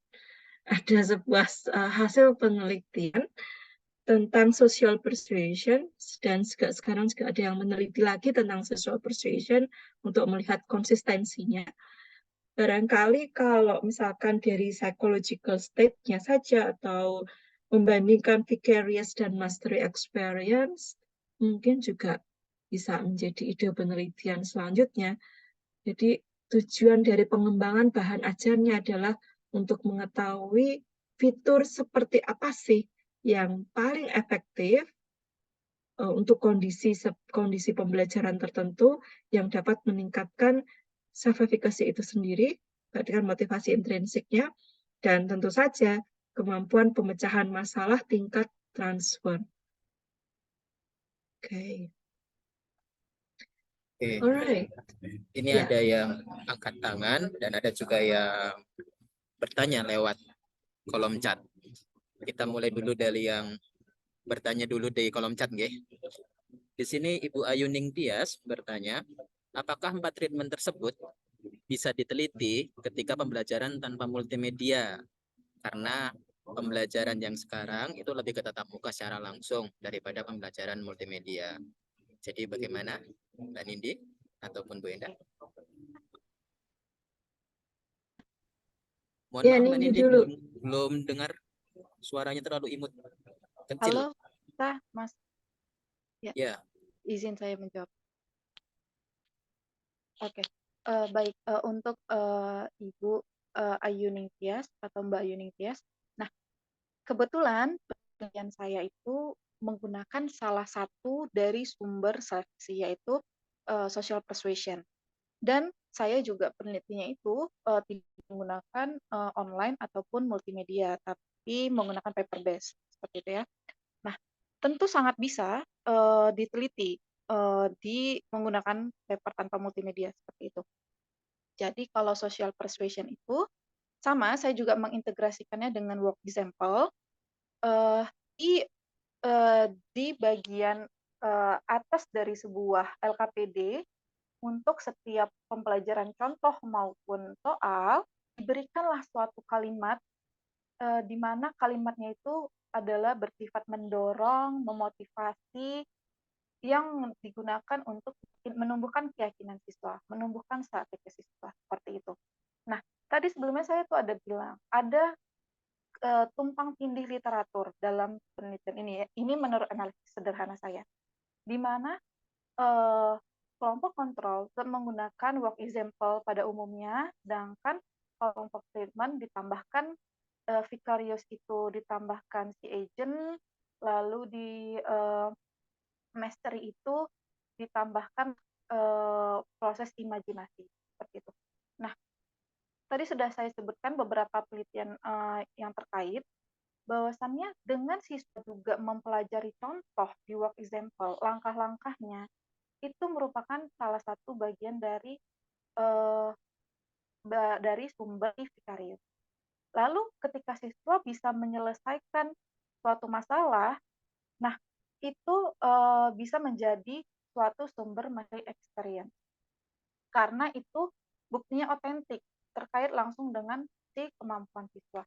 Namun begitu, seperti yang dikatakan Uang, perlu nih kita teliti lagi lebih dalam, lebih lanjut mengenai si sumber-sumber ini. Karena memang hasilnya pun juga banyak yang masih berubah tiap-tiap sumber ini, begitu. Mungkin dari Bu Endah ada yang bisa ditambah. Ya, mungkin saya pakai contoh ya. Saya share screen. Kan kalau belajar dari contoh lebih mudah, mungkin bisa kelihatan. Ini kebetulan tadi saya buat ini. Slideshow saya kelihatan enggak? Jadi di atas ini, baca afirmasi diri.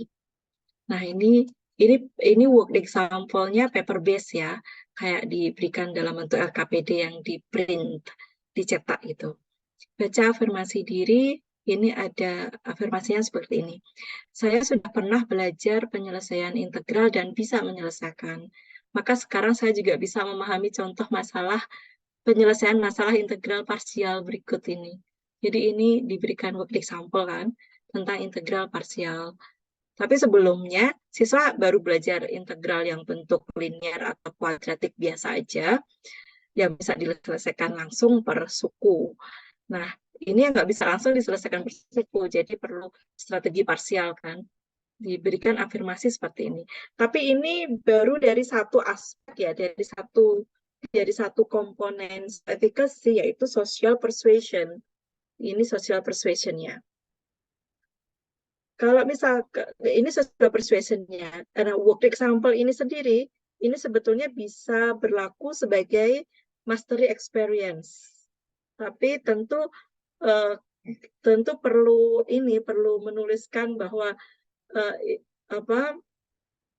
perlu sebetulnya kurang detail, nggak cukup kalau ini saja sebetulnya secara implisit iya mastery experience, secara implisit ya mastery experience. Tapi lebih tepat lagi sebagai mastery experience kalau kita juga menuliskan bahwa ini langkah-langkah yang biasa dilakukan oleh expert gitu. Cara menyelesaikan bentuk metode parsial dalam integral seperti ini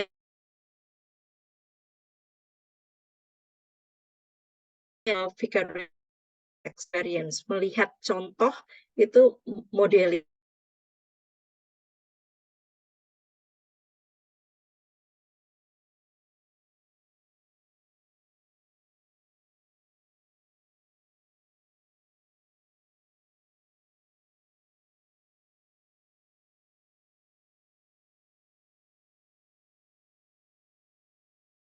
Apa terputus? Ini Bu Enda sepertinya macet ya.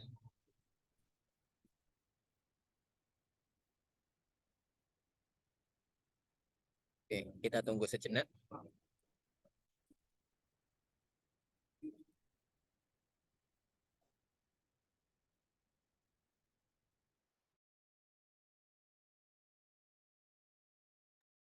Ya, Ibu lost connection. Sembari menunggu tadi ke pertanyaan selanjutnya dulu. Sembari menunggu respon dari Bu Ayuning Tias dari Bu Enda. Ya, tadi Pak Yanuar sepertinya angkat tangan, Ge. Monggo Pak Yanuar dahulu. Oke, betul Mas Wahyu. Suara saya terdengar? Oke, terdengar jelas yang sekarang. Oke.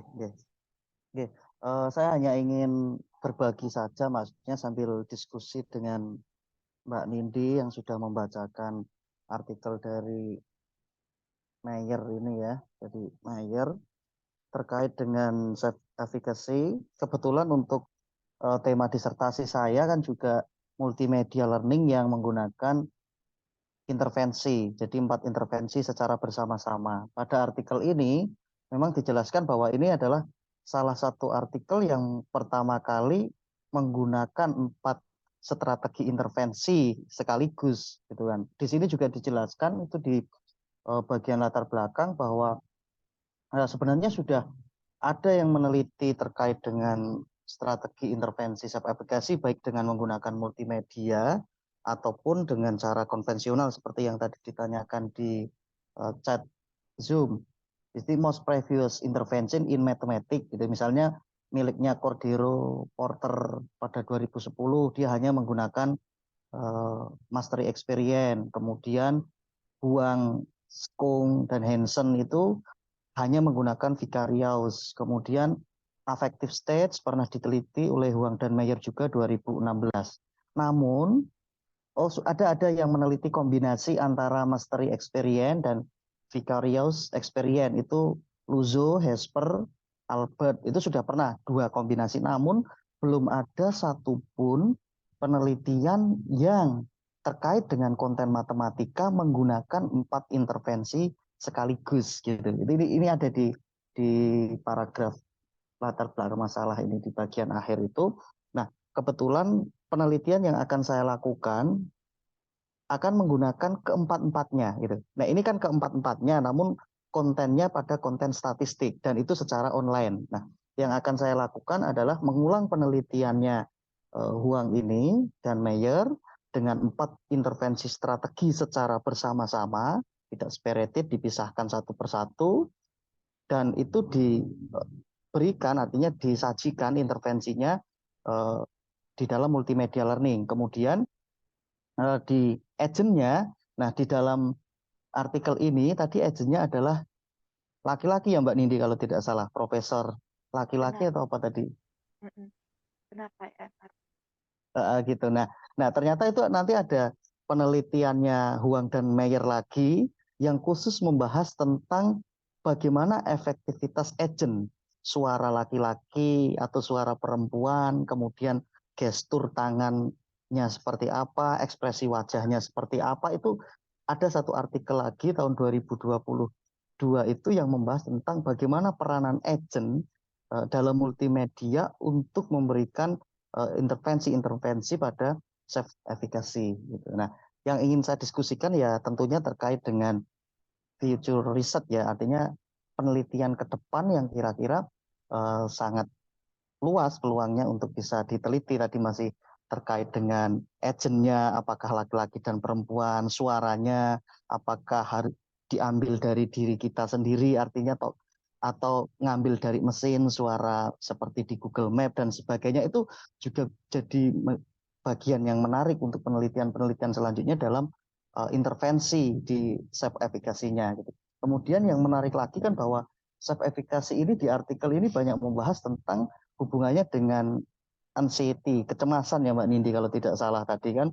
Saya juga membaca itu memang tujuan yang banyak dicari gitu oleh para guru-guru di sekolah dan sebagainya. Gimana sih ini menghilangkan kecemasan siswa dengan suatu strategi-strategi, terutama ya ini salah satunya strategi yang muncul dari self efficacy ini. Gitu. Saya hanya menambahkan terkait dengan integrated strategi tadi, memang di matematika menurut klaim artikel ini belum ada, yang ada baru ini, tapi kan di statistik, artinya bisa diulang lagi di matematika dan itu pun masih peluang banyak terkait dengan agentnya, atau mungkin kalau verbal persuasion berarti suaranya laki-laki atau perempuannya, suaranya itu suara sendiri atau suara ngambil dari mesin, dari AI misalnya, dari artificial intelligence, atau bahkan pengaruh suara ini, suara tokoh atau suara orang biasa ini bisa berpengaruh gitu. Katakanlah gini, suara saya ketika misalnya menggebu-gebu sama suaranya misalnya tokoh nasional Mario Teguh misalnya, katakanlah pembanding, itu bisa jadi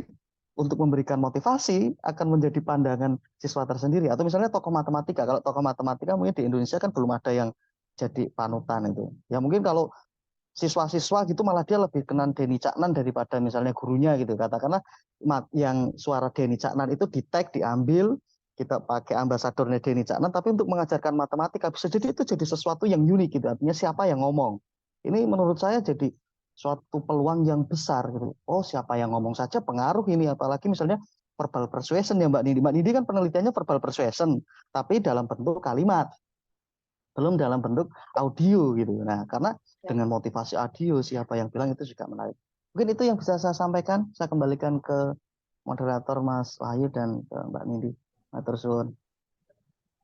Oke, terima kasih Pak Yanuar.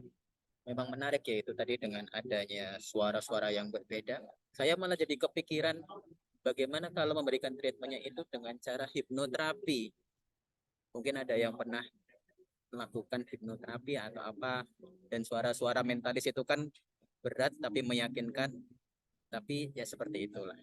Oke, kita lihat dulu apakah Bu Endah sudah kembali.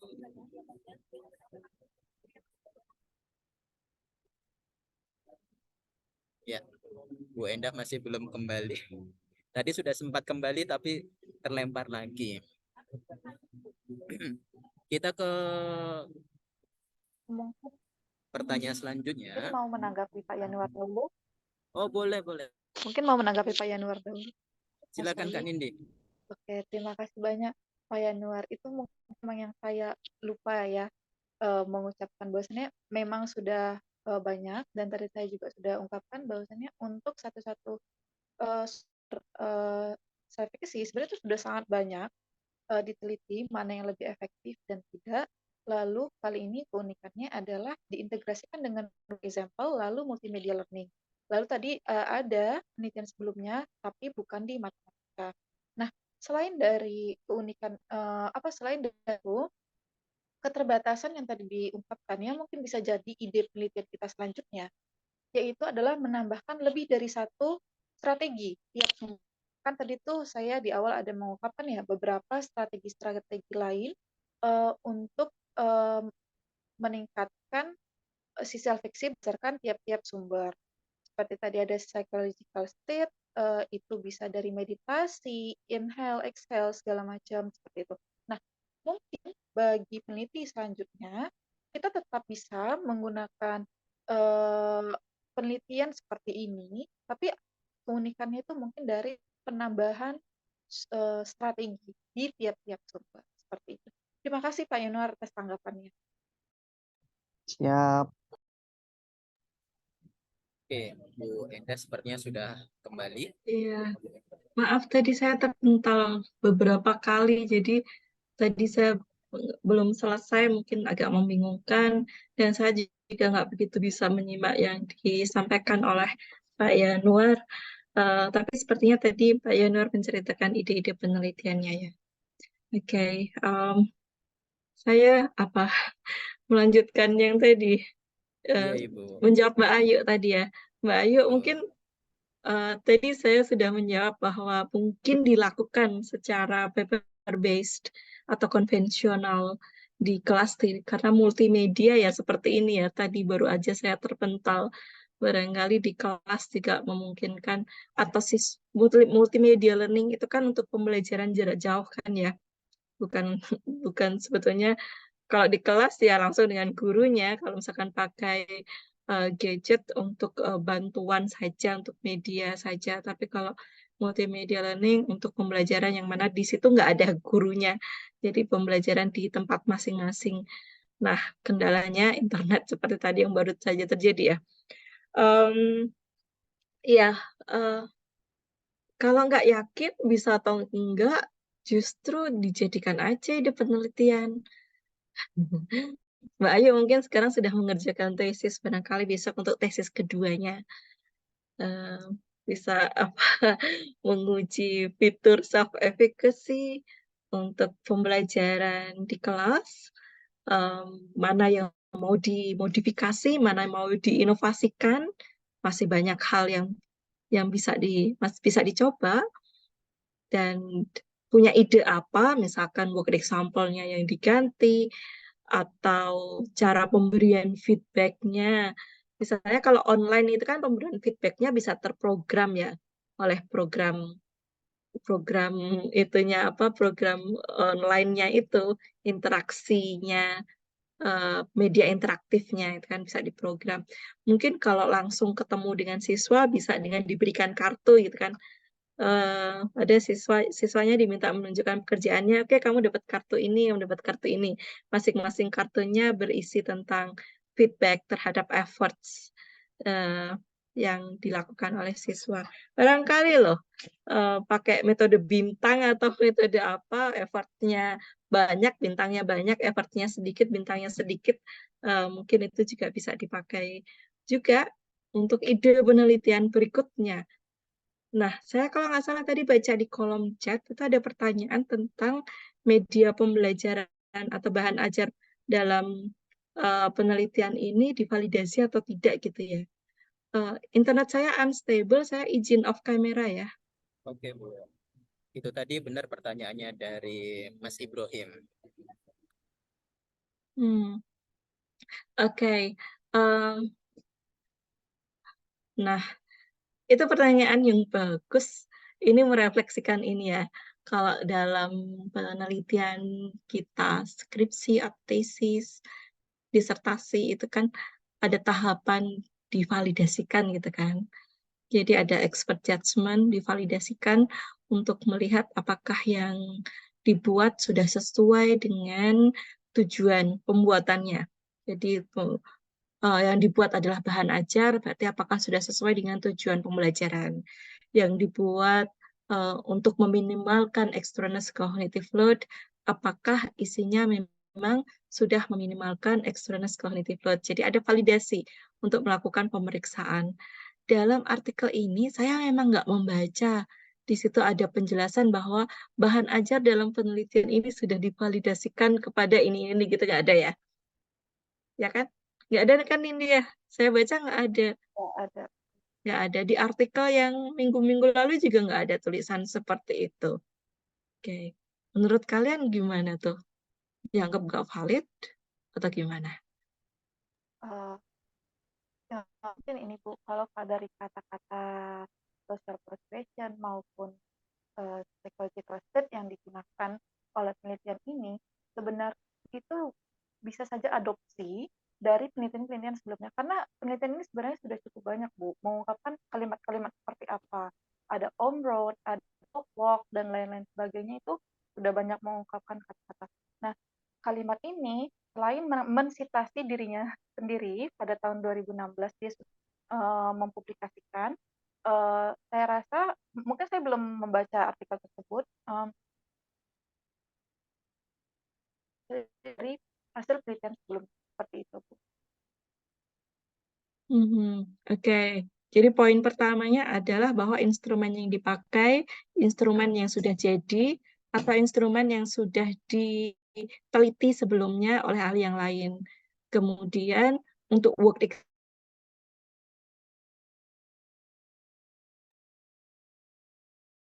Lempar lagi sepertinya saudara-saudara.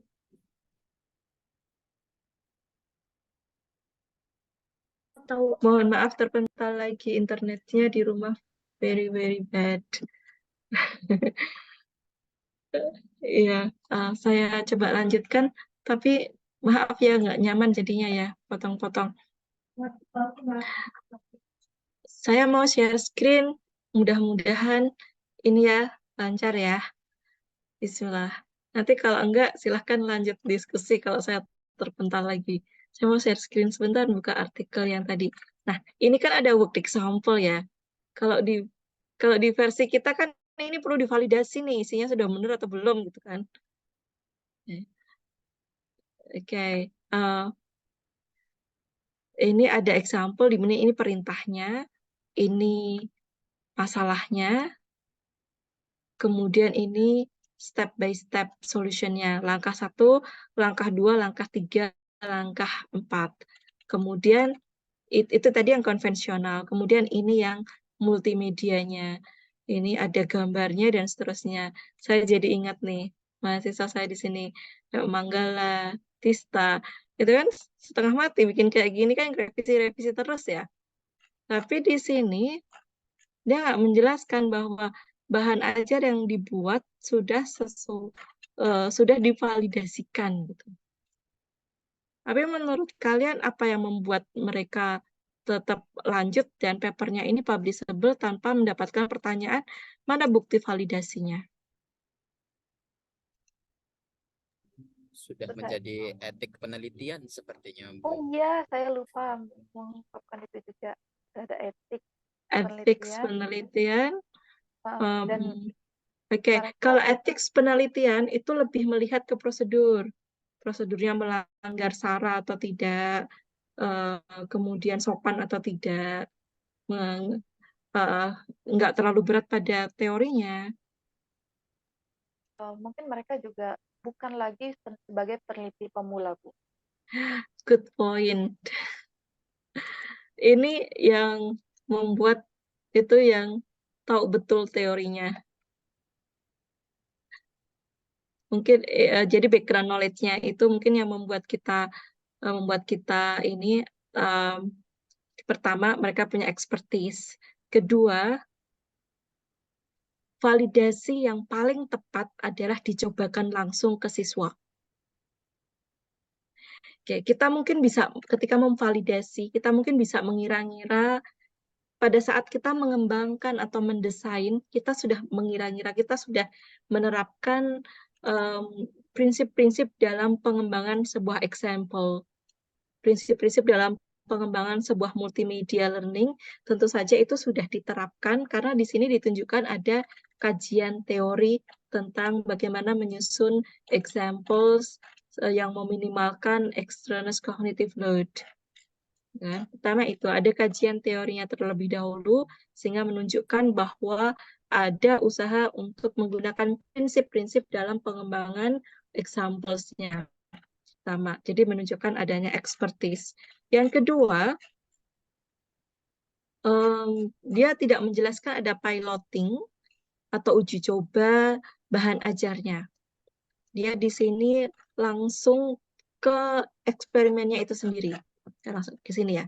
Dia langsung ke eksperimennya itu sendiri. Kalau kita baca di sini nggak ada penjelasan tentang piloting, ya kan? Nggak ada penjelasan tentang piloting. Kalau misalkan kita punya kesempatan untuk nge-review artikel ini, boleh loh menanyakan kepada mereka, how do you certain that your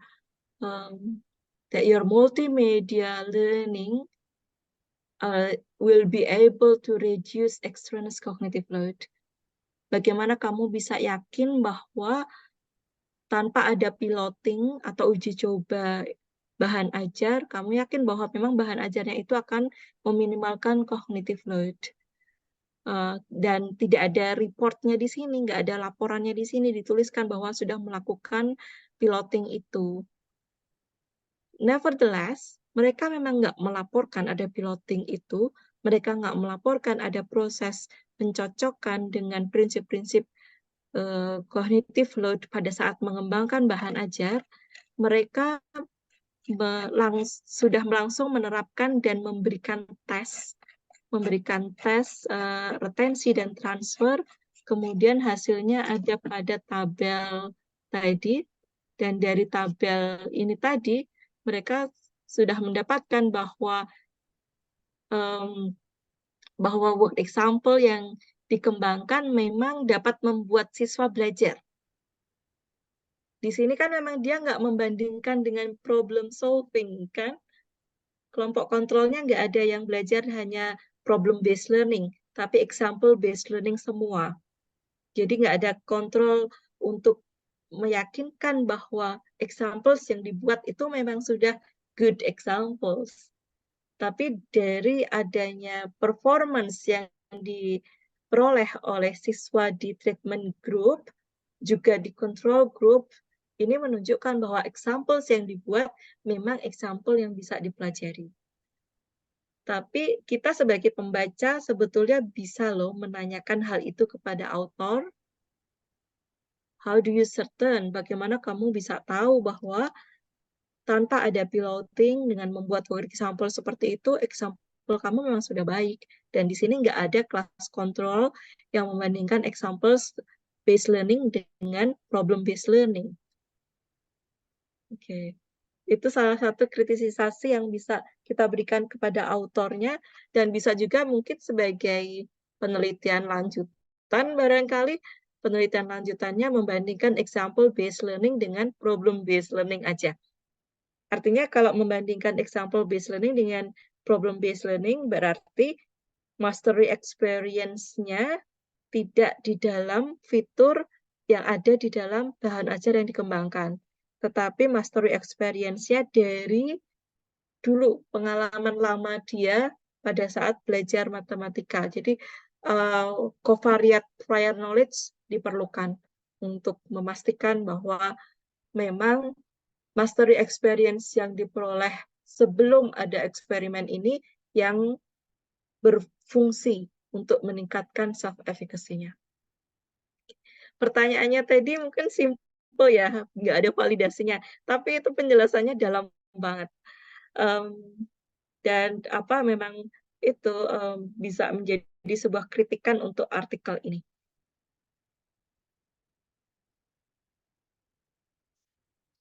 Oke.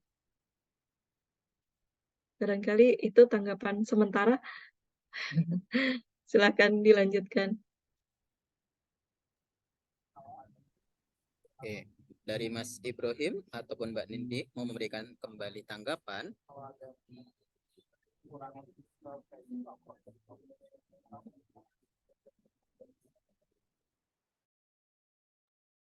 Sudah hampir 2 jam.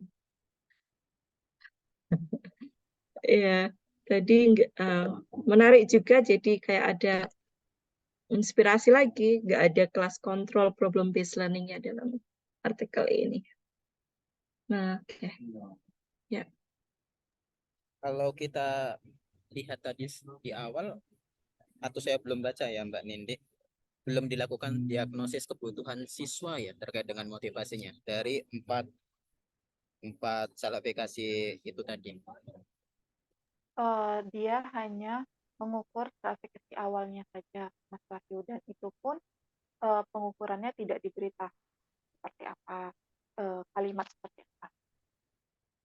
Berarti bisa dibilang empat pemberian sertifikasi ini sebenarnya akan lebih efektif kalau mereka benar-benar membutuhkan dari vicarious experience ataupun mastery experience ataupun social persuasion ataupun juga psikologi stats gitu ya Mbak ya. Kalau dibilang pasti lebih efektif, saya tidak Belum bisa tentu menjawab. juga. Belum tentu itu bisa pasti efektif, karena ya untuk menentukan efektif atau tidaknya itu ya pasti kita uji cobakan langsung. Mungkin itu bisa menjadi masukan ya dari untuk penelitian selanjutnya, bahwasannya ada pengukuran pengukuran seleksi. Sebelum pengukuran seleksi secara lebih detail berkaitan dengan sumber-sumber di seleksi sebelum melakukan penelitian. Oke. Berarti memang benar-benar bisa jadi ide penelitian lebih lanjut untuk disertasinya Mbak Nindi mungkin, guys. Dan juga teman-teman yang lain. Ya, masih terbuka banyak ide penelitian tentang self-efficacy. Banyak sekali kalau kita mau lebih kita jeli gitu ya, kita jeli melihat hasil-hasil penelitian sebelumnya. Sebelum ini ada lagi pertanyaan yang ditujukan untuk Bu Endah, ada 2 pertanyaan, Bu. Oh ya, ini saya Ya. sudah panggil untuk sesi foto bersama. Ya, di sini sebelumnya itu ada pertanyaan dari Kak Emmanuel Realeno, di mana beliau ini sedang mau meneliti terkait dengan korelasi antara self-efficacy dengan self-motivasi dan hasil belajar. Namun, korelasi penelitian tersebut itu sudah cukup banyak, terutama di UNY. Nah, pertanyaannya adalah, apakah masih layak Ibu untuk diteliti? Saya nggak bisa langsung menjawab karena yang dikatakan banyak itu yang ditelitinya yang seperti apa. Karena misalnya work example itu juga sudah ratusan mungkin yang meneliti work example. Tetapi inovasi baru tentang work example itu masih ada juga yang perlu diteliti. Sehingga saya nggak bisa langsung judgement bahwa oh nggak bisa kamu penelitian itu. Tapi munculkan dulu hasil penelitian sebelumnya yang ada itu apa dan bagaimana, apakah memang ada yang perlu diulang, atau kalau memang perlu diteliti lagi, apakah karena untuk sampel yang berbeda, situasi yang berbeda, ada pengkondisian yang berbeda, atau ada komponen yang berbeda, atau bagaimana? Mau meneliti sebagai korelasi saja atau sampai ke analisis faktor konstruk-konstruk yang membangunnya, atau bagaimana, itu juga bisa membuka ide penelitian baru meskipun seolah-olah secara variabel besarnya masih sama, tapi kalau melakukan atau prosedur eksperimennya, prosedur surveinya berbeda, bisa jadi itu juga sebuah penelitian yang berbeda. Jadi saya nggak bisa langsung jawab kalau tadi pertanyaannya seperti yang disampaikan oleh moderator, gitu ya, Emmanuel dari kelas psikologi ya. Iya Ibu, terima kasih Ibu. Ya, sama-sama. Sukses untuk tesisnya. Iya, Oke. self-motivation ya. Oke. Berarti Ada panjang sekali di chat. Langsung langsung dibaca sendiri aja, Irfan. Wah, ini Iya, jadi Irfan satu Hilmi. paragraf sendiri untuk artikel ini. Iya Bu, jadi sebenarnya waktu ngerjain tesis kemarin itu saya itu sama Nindi tuh sebenarnya agak sedikit ada perdebatan gitu Bu tentang motivasi dan juga self efficacy dari teori yang kami gunakan seperti itu. Nah kebetulan kan Bu saya menggunakan achievement goal orientation. Itu kan ada 2, ada mastery approach. Seperti yang Ibu katakan tadi itu berkaitan dengan tujuan utama kita adalah mengembangkan kompetensi dengan kita membandingkan diri kita saat ini dengan sebelumnya. Sedangkan yang performance itu kan kayak kita membandingkan antara diri kita dengan orang lain. Nah, berhubung Mbak Nindi di sini juga mempresentasikan, jadi saya ingin mengkonfirmasi dan mengklirkan gitu Bu, karena ini udah cukup lama gitu kami bahas. Nah, jadi saya tertariknya itu di sumber self-efficacy di bagian vicarious experience. Jadi, kalau tadi dari Mbak Nindi, dari paparan Mbak Nindi, bahwasannya vicarious experience itu salah satu contohnya adalah dengan kita menjadikan orang lain sebagai role model. Seperti, kalau dia bisa, ya saya juga harus bisa, seperti itu. Nah, dari situ saya jadi menyimpulkan, oh ini kan masuk dalam membandingkan diri kita dengan orang lain gitu. Nah, dari beberapa penelitian itu sendiri sebenarnya ada yang bahkan banyak yang menyatakan dari penelitian eksperimen itu bahwasannya performance approach itu membandingkan diri sendiri dengan orang lain itu tuh dapat menurunkan performa siswa seperti itu Bu. Terutama apabila mereka itu apa ya, gagal gitu Bu, tidak sesuai dengan ekspektasinya gitu. Ekspektasi awalnya kan Dia bisa, saya juga bisa. Ternyata kan itu peluang tidak berhasilnya kan ada gitu ya Bu ya. Nah dari situ saya jadi berpikir apakah memang ada sedikit bertolak belakang antara teori achievement goal orientation dengan teori self efficacy terutama untuk yang vigorous experience. Nah, jadi dari sini pun juga saya jadi ada kepikiran seperti ini, Bu. Apa mungkin vigorous experience ini jadi sumber self efficacy yang paling tidak berpengaruh gitu, Bu? Kalau tadi kalau nggak salah itu mastery experience ya yang paling berpengaruh kalau nggak salah tadi pembahasan dari Mbak Nindi. Nah, yang jadi pertanyaan saya, apakah vigorous ini karena membandingkan kemampuan kita dengan orang lain, jadi itu menjadi sumber efikasi yang paling apa ya, paling tidak menguntungkan lah gitu, seperti itu Bu. Ya, mungkin ya, saya nggak tahu sih. Kalau yang saya baca di literatur, memang urutan pengaruh yang paling kuat itu dari mastery experience, social persuasion, vicarious experience, terakhir psychological state urutannya. Tapi mungkin perlu juga sih diteliti lagi urutannya itu yang seperti apa untuk nanti mengaitkan dengan teori motivasi. Apakah performance goal orientation sebetulnya kalau kita lihat dari penjelasan teorinya, performance goal orientation itu kan seperti modeling gitu kan. Kayaknya bukan modeling juga sih, itu kayak malah membandingkan kan, karena nggak mau, kalau vicarious itu kan modelingnya itu kan gini, saya mau mencontoh dia. Jadi ada orang hebat, saya mau mencontoh dia, saya bukan untuk membandingkan dia bisa maka saya bisa, bukan wah dia bisa, saya mau contoh dia.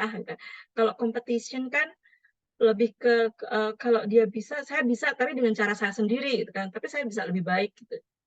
Mungkin loh ada kayak perbedaan tipis gitu kan. Ada beda tipis. Jadi modeling example-nya di Bandura itu imitation. Kita meniru sebuah model tertentu. Makanya di dalam multimedia learning yang artikel tadi kan ada expert gitu yang menjelaskan. Karena kita mau menjadi seorang expert yang bisa menyelesaikan masalah itu kan. Tapi kalau performance goal orientation, itu kan dia sudah dapat skor 8. Wah, saya masih 6,5. Saya mau ini lagi lah, menghalalkan segala cara untuk naik jadi 8,5.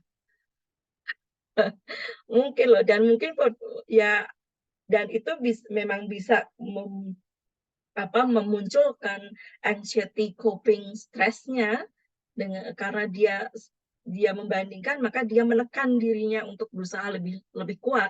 Itu kan motivasi yang dia bangun kan, karena performance goal orientation-nya itu. Tapi kalau misalkan itu mau diteliti, dibandingkan, good idea juga. Tapi saya udah nulis di kolom chat untuk jawaban atau untuk mendapatkan inspirasi jawaban dari pertanyaannya Irfan, tonton dulu film Cars 1, 2, dan 3. Lightning McQueen. Lightning McQueen itu contoh yang dia performance goal orientation, tapi berubah. Jadi dia sebetulnya fixed mindset dan berubah jadi growth mindset. Coba tonton dulu deh Cars 1, 2, 3. Itu bisa menginspirasi. Itu menunjukkan contoh seorang yang tokohnya ya, yang Lightning McQueen ya, menunjukkan tokoh seseorang yang performance goal orientation. Jadi dia maunya menang terus kan. Dia maunya I was born as a winner gitu kan. Kalau ada, dia kok lebih cepat, saya harus lebih cepat lagi. Tapi dengan cara dia sendiri, kacau gitu kan. Pakai cara dia sendiri. Bukan caranya orang lain gitu. Saya kira terbuka untuk penelitian selanjutnya. Saya kira Irfan juga lebih detail memahami teorinya itu daripada saya sepertinya. Ya, ada beda tipis itu tadi kalau menurut saya. Okay, ya, apa foto bersama? Sebelum itu, Kak Nindi mau menambahkan sesuatu? Oke. Baik, terima kasih Mas Irfan. Pertanyaannya yang memang pertanyaan dari sudah bertahun sepertinya ya. eh, balita, karena ini memang ada sedikit bisa dibilang perbedaan yang tipis seperti Bu Endah katakan, bahwasannya antara vicarious experience dan juga pervert. Sama pandangan saya dengan Bu Endah, bahwasannya vicarious ini membandingkan dengan orang lain, tapi dia sebagai mencontohkan. Jadi kalau ada orang lain yang menjelaskan di depan kelas, jadi dia itu merasa yakin dia bisa menyamain dengan langkah yang digunakan si siswa itu. Jadi menurut saya di teorinya self-efficacy bukan sebagai untuk mengalahkan, bukan sebagai kompetisi, tapi sebagai meyakinkan diri gitu, mengembalikan ke dirinya sendiri bahwasanya oh dia bisa, saya juga harus bisa, seperti itu. Menurut saya malah di performance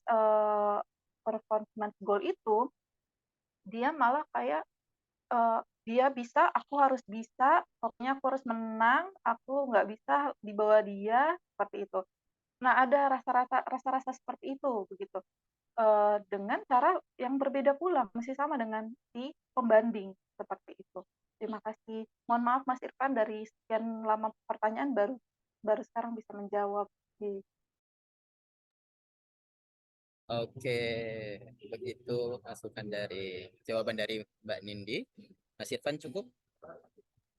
Cukup Mas, cukup sangat jelas. Oke, sangat jelas. Alhamdulillah. Untuk teman-teman yang belum sempat bertanya, nanti bisa chat di grup WhatsApp ataupun ketik di kolom komentar YouTube kita. Oke, di ICCLR Strip TV. Nah, sembari itu, mari teman-teman buka kameranya dulu yuk. Walaupun sudah malam, pastinya masih ada yang cantik dan ganteng dong. Yuk.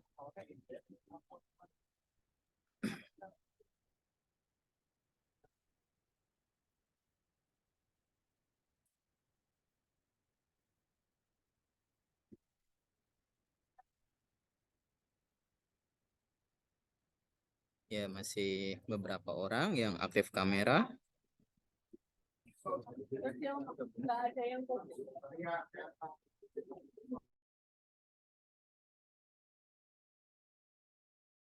Oke, dalam hitungan ketiga saya foto. 1, 2, 3.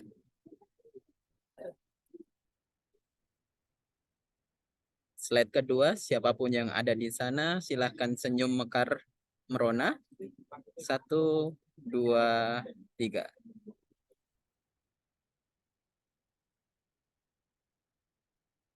Ya.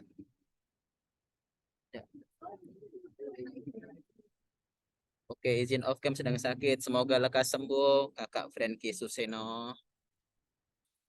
Dari sini sudah memasuki penghujung acara, dan sebelum kita belajar efikasi, alangkah baiknya kita juga harus berpikir positif gitu kan. Bukan untuk mengalahkan, namun untuk meyakinkan diri sendiri gitu ya Kak Nindi ya. Dan kalau kita berpikir negatif, malah repot. Kalau orang lain bisa, kenapa harus saya? Kalau orang lain tidak bisa, apalagi saya? Gitu kan. Itu makin bahaya. Jadi kita harus tetap positive thinking.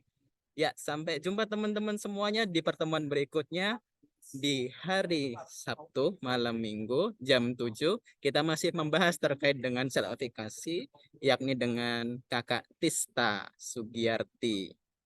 Oke. Saya tutup, kurang lebihnya mohon maaf. Assalamualaikum warahmatullahi wabarakatuh. Waalaikumsalam. Terima Waalaikumsalam kasih, warahmatullahi Ibu. Terima kasih, wabarakatuh. Bu. Makasih Bu Endah, makasih semuanya. Ibu. Sampai besok malam.